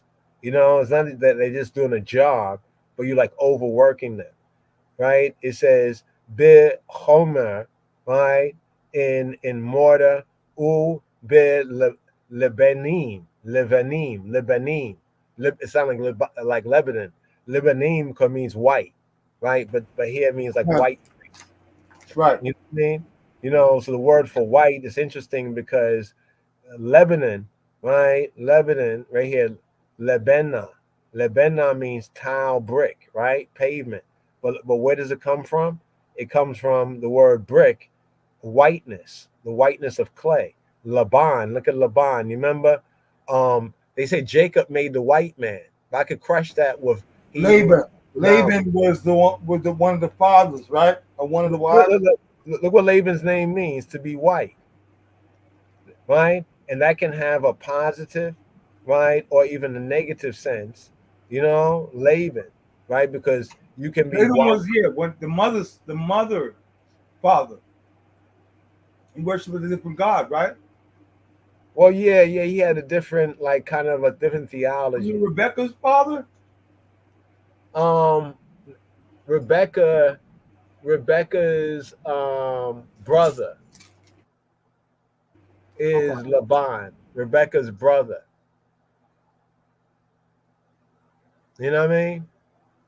So she sent Jacob to go to her brother, her brother's house, right? To marry like one of his daughters. You know what I mean? That's the whole Rachel thing, and you remember how he shysted him out of his payment and everything. So here it's basically saying right here, Uber call Aboda, right? Uber call Aboda Basada, and in all the work of the field, et call abod uh, abodatam, their labor, their service, asher abdu, that they work, by him in them, bifarek was in rigor. You know what I mean? It was like rigorous. But now when we look at this, we'll think that they were just working, like work, work, work. But since this word can also mean spiritual, like worship too. So the Israelites wasn't just in working bondage, like being worked to death, but they also were in the Egyptian religious system. And that was the Right. second level of aboda. 'Cause remember the word aboda right here, it can mean work. In this sense, it's going Right. down here to strong. Any Right. kind of work. Service. But look at this word right here, ministering. So when the Ministering. priests minister, the priest's work is their aboda. Their aboda is their work. The same word that's used elsewhere for bondage, because the word basically means work. But now, if you're working under somebody else's thing, then bondage can come into it. Because what it said that they were working with rigor and hard labor.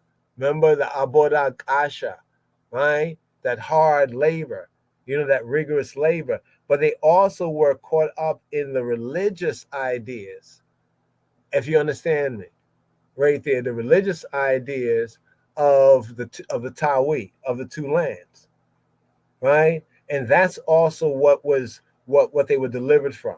They were delivered from serving, because we can look at the ten plagues and see connection with some of the gods that were worshipped in ancient Egypt. I know this is not a popular kind of subject Right. matter, because we think like, okay, it's a black, No. yeah, Right.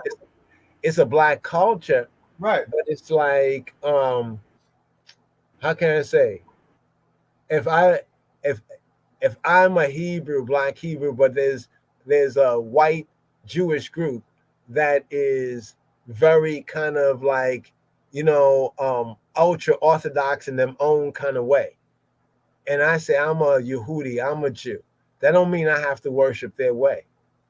Now, if they force me to worship that their way, Right. isn't It that becomes like a a burden. bondage? Right. That's a bondage. That's a Right. bondage. Right. You see what I'm saying? It's So there's servitude. Right. it's almost like servitude to white Jesus in that sense. And for black people, think that when they're gonna go to the pearly gates, you know what I mean? Like, and that in this life they're black, but then when they go to the pearly gates, they're gonna be white if they accept it. You know what I'm saying? These kind of ideas is that spiritual, that bondage. You know what I mean? There's bondage that's physical, and there's bondage that's spiritual. Now, if the first part of the Israelite sojourn was basically good under Joseph, according to the Bible, right? It was good under Joseph, right? And then after Joseph died, according to the Bible, it says there rose up a king that didn't know Joseph, and then things got bad, for these ones that came in under Joseph. So they didn't enter into Egypt because the Egyptians took them in captivity. They went there, you could say willingly and at a good time, So the first part of the sojourn was a good sojourn. The main part of something, like if you go into a Right. situation and the first Right. part is good for you, but later Right. on the latter part is bad, you Right. probably gonna only be talking about the bad, Mm-hmm. because it was so good in the beginning, then it turned bad. You know what I mean? The Right. psychic shock of that. It's like, man, you know. And later on, after you calm down, you might be like, yeah, but there was at first it was like not like that. You know what I mean? Like you're in a situation at first, it's not like that. So that's why when we get to Exodus, we start to see this kind of whole bondage thing. But a lot of people are thinking that the bondage was physical labor, but the bondage was also spiritual labor. That's why the Israelites had to wander for 40 years. Notice every time something bad was happening, they're like, yo, let's go back to Egypt. You know what I mean? And even when ones like Korah and some of the other Israelites rose up against Moses and Aaron, what was that about? Right. Because they recognized in the Israelite worship there were elements that they were familiar with. Why do you think the two brothers got burned? I believe the two brothers got burned because usually after they have sacrifice, that the next point is the incense. But what they didn't do, and they got burned for it, is that Yah did not say how it was supposed to be burned, and they went ahead and did it. You know what I mean? Like you're in a religious service, and usually at this point of a certain religious service, they would do this. But we're in a new thing now where we're being instructed about each aspect of it. So you think after a while, yeah, I know this already. So the next thing is this thing that goes on, but you didn't wait for the instruction. You know what I mean? Because the Israelites, some of the Israelites were priests. You know that too, right? Some of the Israelites were priests from the time of Joseph. That's right. Because remember, Joseph, according to the Bible, is the one who legislate this whole legislation. And remember, we was talking about that the priest lands would not get taxed. Everybody's land could get taxed and taken when there was a famine in Genesis, except the priest lands. You know what I mean? So some of the Israelites also were priests. You know what I mean? Because of Joseph. Joseph was a type of priest. You know what I mean? So when Joseph made this new legislation in Egypt, he made it so that the priest lands were not taxed. So like Pharaoh could touch everything in Egypt, but Pharaoh could not touch what belonged to the priest. They even consider Joseph a pre-messianic like prototypical Messiah. And they usually go between, like what I read from some, like, Torah scholars, is they usually use Joseph as a model and David as a model.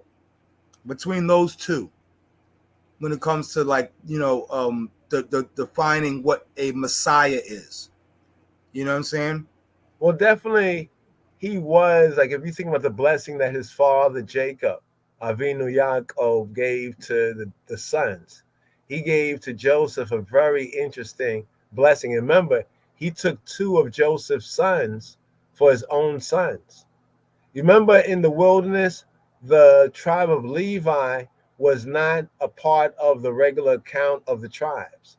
Levi did not get any portion, right? So listen, you have 12 tribes, right? 12 tribes, but that's not including Levi.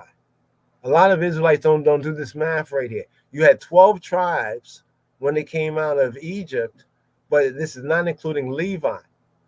Remember, Joseph was not a tribe. Right. Joseph was not a tribe. He had two sons, Ephraim and Manasseh, and Jacob said he took his two sons for his. And then we get the 12 tribes of Israel who are being numbered in the book of Numbers. And then we get the priests, the Levites, including the priests, who are not numbered.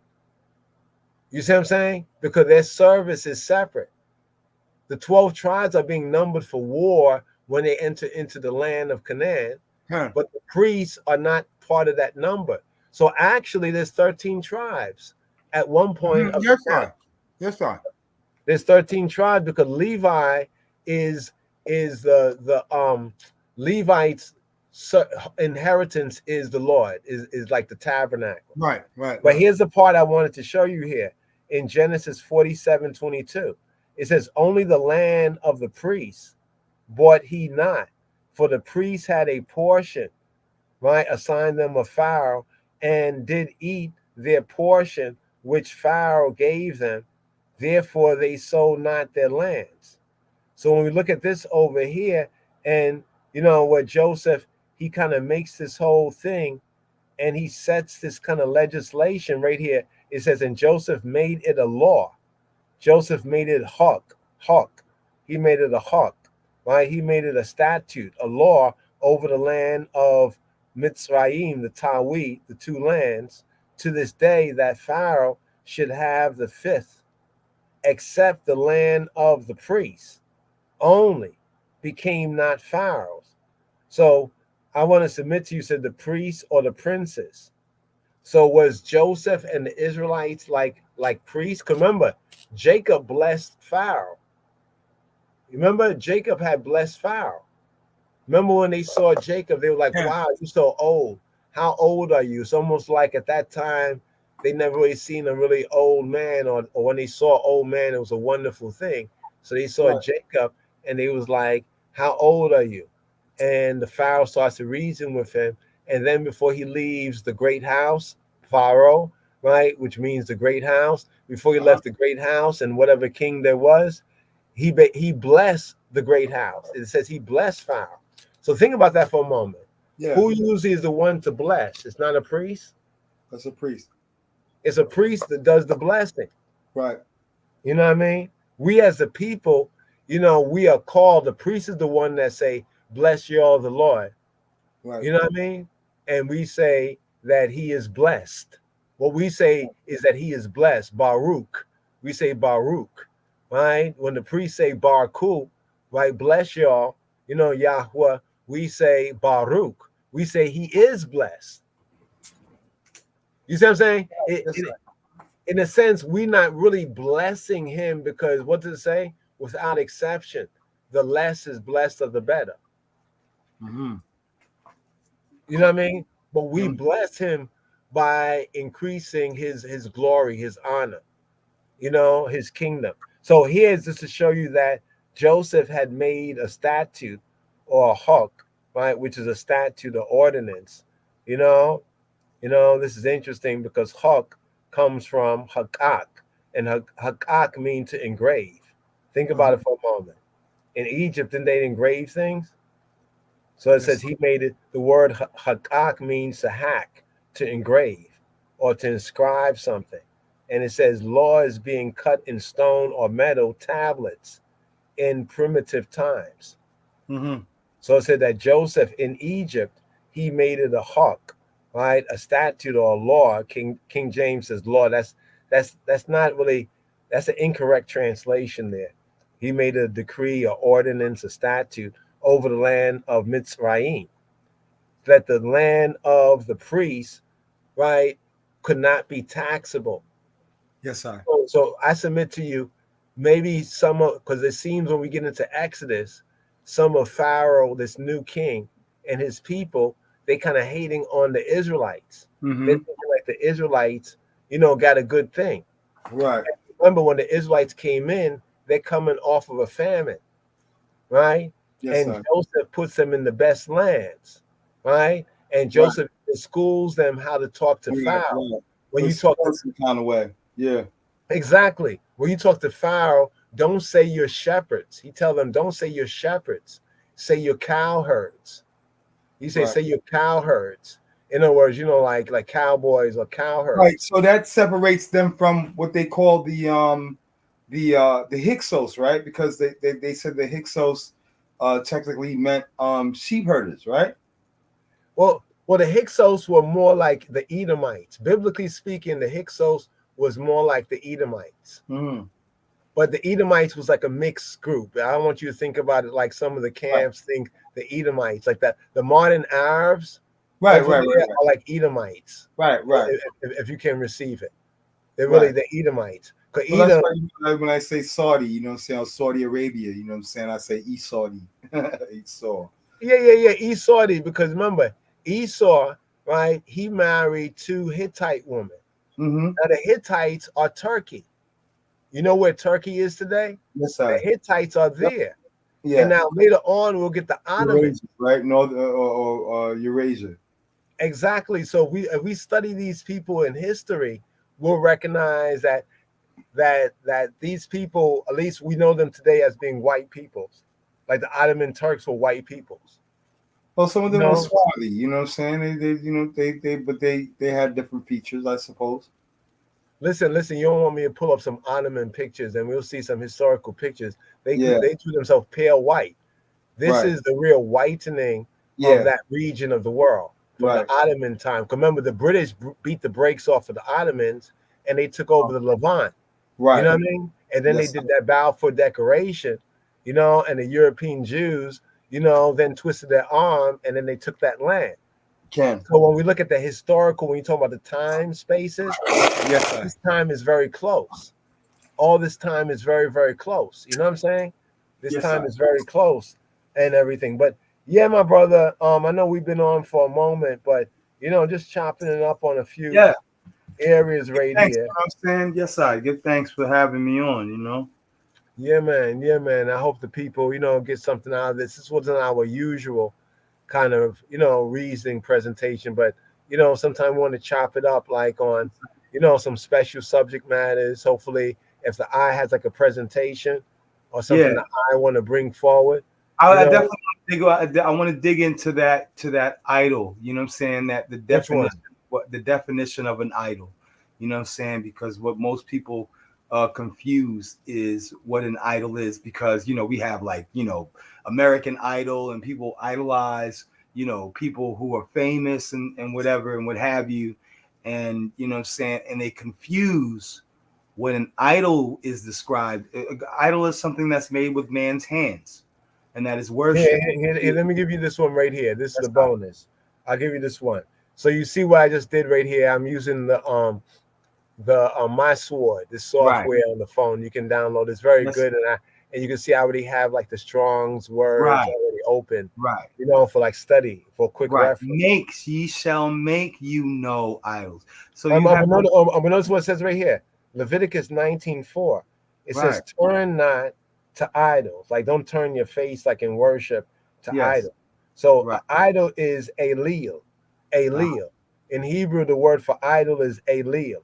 Uh-huh. Right? Like the idols are called Elalim, Mm. Elalim, and Right. Elohim is Elohim, and Yes, Elalim is that's what I brought forth. Elalim. Yes, I had to distinguish the difference between an idol, but I didn't get that part. The Elil. I like that. A Leal, A Leal, A Leal, Elil. A Elil. Leal, the A Elil. Leal. They call the Yes. A Leal, right? Or the Yes. Elalim, the Elalim, the Elil. Elalim, Elalim. Elil. Not Elohim, not Elohim, Not but Elalim. Elohim. Yes, I. So BDB, Browns Drivers Briggs, define them as of naught, good for nothing, worthless, and like physicians or shepherds or divination is like Elohim, right? Of false gods, it says right here, right? And here the Strongs bring it down to good for nothing, Right. right? Vain, vanity, specifically an idol, right? Now the root word here is al, Oh. al, is the word al. So Yes. some say Allahayim. That's why I don't really, rock with that. I mean, I understand it, and ones are zealous, but Hebraically it's off. Because see, al Yes. right here means not. Nothing. Al is used in the language to say like if I say al tashchet, Yeah. don't destroy.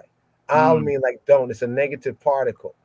Al, Yes. Right. right? Al means not. So when we say Like in Elia, the Greek has the A, like an atheist or a yeah, it's yes. similar to that. It's It's similar like a to that. negative. It's a So negative. the It's to alalim, subtract. the alalim, or if you want to say the Right. alalim are the idols, the alalim. So we don't deal with the alalim. And then it says, nor make to yourselves molten. Molten is Molten. masika. Yes. Masika means what? It's a pouring, a libation. It's molten metal. It's Molten. like a cast image. Yes, I. Right? It can be a drink offering because of the pouring sense. Molten gods were gods that they basically poured over. You see what it says? A Yes, fusion I. of metal. It's almost Yes, I. like the quick way to make an idol back in the ancient world was to take Mm-hmm. wood and to carve the general shape and then Yes. to And then the pour the pour. metal over Yes. that. Pour them. Yep. The metal. You know, that's what it's saying right here. You know what I Yeah. mean? So it's saying, it says, "For I, Yahweh, is your Elohim." So in a simple sense, an idol, according to the scripture, is something that is made. You Yes, sir. know. Now, if you want to, if you well, you said that one of the brothers don't deal with the new, he don't deal with the new covenant scripture. He's like an Old Testament only. Yeah, he's an OT. You know, Oh, which leaves a lot of candlesticks unlit. If you know what I'm saying. okay, let's look at this right here. Yeah. First Samuel 15:23. For rebellion is as the sin of witchcraft, and stubbornness as iniquity and idolatry. All right. So the word idolatry here is teraphim. Teraphim is an interesting word.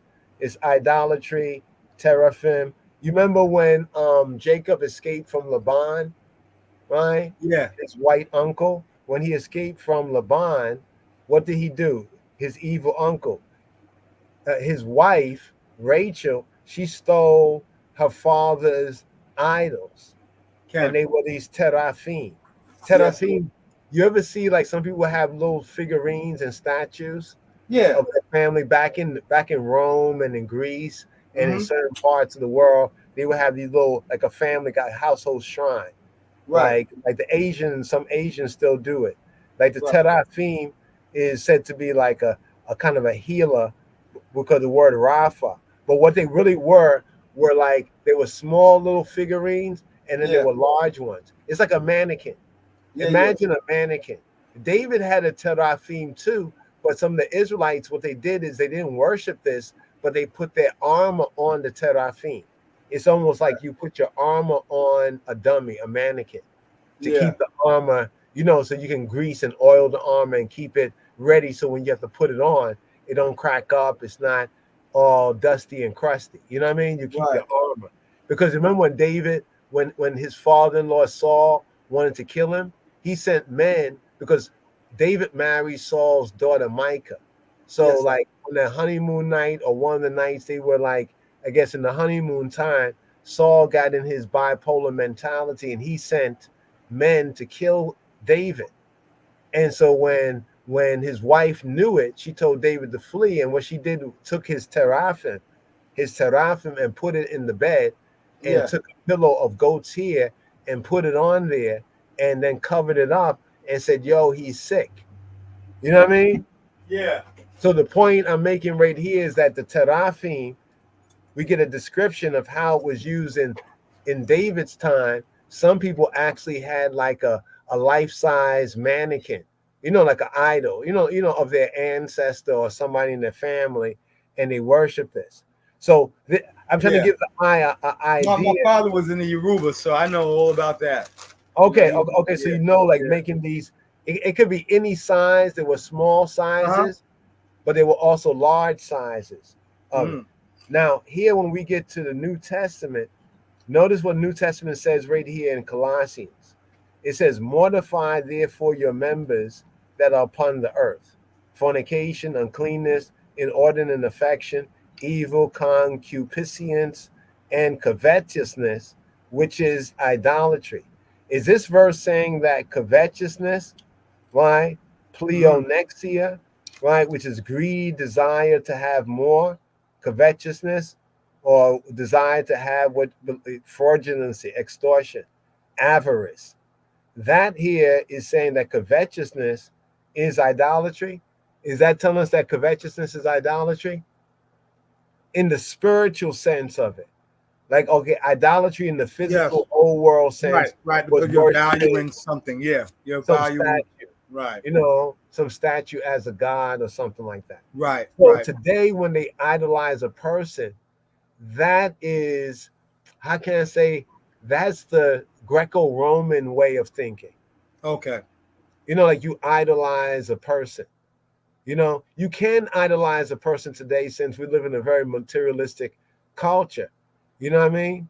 But the brother that you mentioned that he had an issue with like idols and idolatry. Briefly, what was his issue again? So Because his you issue mentioned. was he viewed that the view of looking at Christ or even Haile Selassie as being, you know what I'm saying, Malak Yahweh, or, you know what I'm saying, divine, you know what I'm saying, ordained, you know, messiahs, was a form of idolatry. And I said basically that, you know, Wait, even wait, wait, wait. You mean looking at them? Not to cut you, not to cut you, but looking yeah, at them as being what do you mean divine? Because we've had messiahs. The yes, I first Messiah in the Bible that's directly named Messiah is Aaron. Aaron is the first Messiah. okay, You know what I mean? yeah, In the Bible, right, because it anointed one, says yeah, the anointed one. Now it's likely that Melchizedek was anointed too. yeah. You know what I mean? But we don't have anything there. Like right here, we're talking about the oil, the anointing oil, right? Where Right. it I says, more or in, less look at Melchizedek as being anointed by his righteousness and by yeah, his yeah, righteous because this is a acts, word as right like, you here. know, he said, without mother, without father, without descent, and but, you know what I'm saying, through his righteousness, you know what I'm saying, he was Well, after the order, it doesn't say that after the order, Yeshua right? is Melchizedek, but Right. he comes after the order of the righteous In king. like manner. When it says after the order, it simply means in like manner. Am I right or wrong? Well, in like manner, we have to touch on that one right there because the interesting Hebrew read, and when we get into some of the key words, like it'll bring out the sense after like the word, like a word oath. You know what I mean? After kind of a word oath in that sense, like after order, like Mm-hmm. we're after the royal order of the Ethiopian Hebrews. Like that's what Yes, we sir. sharing a little bit early in this build right here. Okay, okay, look at this word right here. This is where we get the first Messiah. So I look up the word anoint, right? One of the earliest places that we have anointing is where Jacob he anoints a pillar. You know what a pillar is? A matzabah. It's like a stella.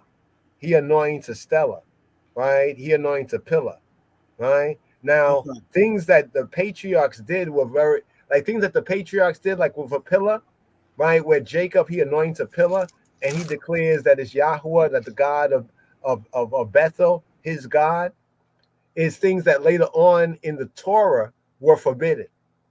When Abraham sacrifices, it says that he had a grove, he planted a grove, right? But later on in the Torah, those things are forbidden to have a grove next to the altar of Yahweh and to have any sort of stela like it, that the Lord hates. You know what I'm saying? So I'm pointing that during the patriarchal Yeah. time, certain forms of worship that were permissible to the patriarchs, Abraham, Isaac, and Jacob, was not permissible when they came into the Torah that Moses brought. You know what I mean? So here we get the second place we have anointing, and we have the anointing oil, right? I want to show the eye this where it says, "Thou shalt put them upon Aaron thy brother and his sons with him, and shall anoint them, right? And consecrate them, right? And sanctify them, that they may minister to me in the priest's office." Now you see the Trinity? Yes, I. Anoint, mashah, mashah, to Mm-hmm. anoint. You see it, the word to anoint means to Mm-hmm. anoint, to smear, to anoint, smear liquid. Now let's go down to Strong's. To rub with oil, right? To anoint. The implication they say is to consecrate, but look what it says. Also to paint. Look at that. To paint. Anoint, to paint.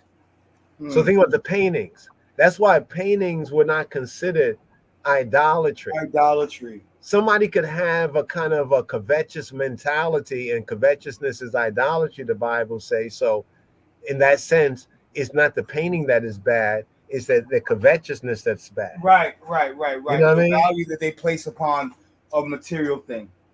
You see, so where it says right here that Aaron, right, Aaron shall be anointed and his sons, and they shall be consecrated. Look at the Right. word. The word here is male, malah, male. Now, this is something interesting. Male means to fill, right? Yes, sir. In the Hebrew, talk about the filling of the hands. They shall be filled, the filling of the hands. We can touch on it later on, but the consecration has to do with the filling, being Mm-hmm. filled, right? and they shall be sanctified. Kadash, the Kadash, right? To sanctify, to separate, to set apart. They shall be set apart. You see what it says right here? To show oneself sacred or what? Majestic. Yes, I. Right? So one who is set apart is like showing oneself sacred or majestic, treated with honor. You know what I mean? Yes, I. Now I point this out because almost the same, how can I say, the same prescription is used of a Hebrew and the Israelite teaching in the scripts. The same. So when he says, like, I get what he's saying, but there's a certain honor for, like, according to what the Torah states and bring it from Old Testament to New. There's a certain honor for kings. I can show you where First, what is it? First Chronicles, where David commanded Israel to, you know what I'm saying, to bless the Lord their God, you know what I'm saying, and they blessed the Lord their God of their fathers, and they bowed and worshiped. They said that they bowed, they worshipped the God of their father and the king. Yeah, but because that's interesting you say that, because the same word bow in Hebrew is the same word worship in Hebrew. So when you read in the scripture and it says they came into David's presence and they bowed, right? In many places it's the same word that means worship, right? Let me show this right here on the word worship, just quickly right here on the word worship. No, better yet, I will go with the word bow. Let's go with the word bow, right? That's my bow right there, right? That's the bow, and the bow in the cloud. That's going back to, and he bowed himself. Look right here. And he bowed himself. Shaha, right? Shaha means to bow down, to depress, right? To prostrate. Look what it says. It says to bow down, to prostrate oneself, to before superior in homage, before God in worship. One might do it before false gods or before an angel, right? But look what it says right here. The Strong's bringing out best, to depress, to prostrate, especially. What does it say right here? It says especially what? Reflexively in homage to royalty or God. So when it says for to bless the Lord and their king, because the king was anointed. You see what I'm saying? And the king had a duty. I mean, we can go through this. I think it's in Deuteronomy chapter, is it 18 or is it chapter 17? Roughly right around there, where it says when Israel would have a king, there were the requirements of what a king must do. And one of them was that the king must make a copy of the Torah, the Mishnah Torah. Mishnah Torah is a copy of the Torah. So the word Mishnah is Hebrew. It means like the second time or like a copy. Mishnah Torah, and he will keep it with him so that when he rules, you know what I mean, he will be able to rule, in holiness and uprightness. That would basically remind him of his duty, of his service. Yeah. I think the brother dropped off right there. But yeah, give him a moment if you come back on. Otherwise, we're going to seal this. Give thanks, brothers and sisters. But yeah, just on this word right here, the word for to bow is the same word for worship. So the translator usually is the one that chooses in some context to bring out, to bring out, what did I hear right there? Yeah, to bring out, the differences. But it's the same Hebrew word, the same Hebrew context. But yes, my brothers and sisters, right here, gonna bring this to a fulfillment right here. Yes, Rastafari, give thanks for Zion, war child right there. Zion warring right there, sharing the vibes and right here on the Monday podcast. Hopefully we'll be able to pick up, we'll see how this, like, how the social media, especially with the StreamYard is going through some changes. So I don't know what the effect is going to be. Some people are saying that StreamYard has sold out. You know what I mean? It's obviously not under the old management. We already see some changes, on the board right here that kind of made us delay. And then we said, we're just gonna have like a vibes in with the brother, and you know what I mean. And and brother Zion, we had some reasoning. Hopefully, we'll share some more of it on Rastafari Jews right there. But we pick up on some more of this, and hopefully we may have a time like this where we can address some questions and answers. Like here, just once again, right here, you see down here, these are all the words after the colon, like just to show one just how to kind of like be able to utilize, the um the Strong's concordance effectively. You see everything after that colon and the hyphen, right? At the bottom there, that shows how this word has been translated, say, in the King James Version. So in one place, it would be like bow oneself, or to bow down, or it could be to crouch, to fall down flat, get flat, every posse, get flat, humbly beseech, to make obeisance, that idea to do reverence. So in some places, this word do reverence, to make, to stoop. You see where to make, or worship. So if we go and look up that word, like in the KJV. Now, the reason why we use the KJV mostly and only in this kind of study is because it's only the KJV that actually, how should we say, is aligned enough with the Hebrew of the Old Testament and the Greek of the New Testament to be able to, how can you say, almost go word for word. You know what I mean? Although sometimes, like with this word for worship, right? Some places it translates as bow. It depends on the context here, right? So this here, just to show ones in Genesis, the verse that we pulled up, this is where the three men, or some people might say, the Hebrew Trinity, Hashalush Kadosh, Kedus Selassie, where these three men, visited Abraham, and that's where he gets his close encounter with Yahweh, where one of the three men, these three mortal men, this is what the text says. This is what the Hebrew text says. These three mortal men came to visit Abraham, but he recognized there's something distinct about these three men. And as the conversation goes on, it seems as though one of these three men is basically Yahweh, right, speaking with Abraham. So it's a very interesting scene. But what's interesting, it says here that Abraham went to meet them, and he bowed down himself towards the ground. As we showed you, that word bow down, shahah, which means to bow down, it also means like to worship, right? Before superior homage, bow down to worship.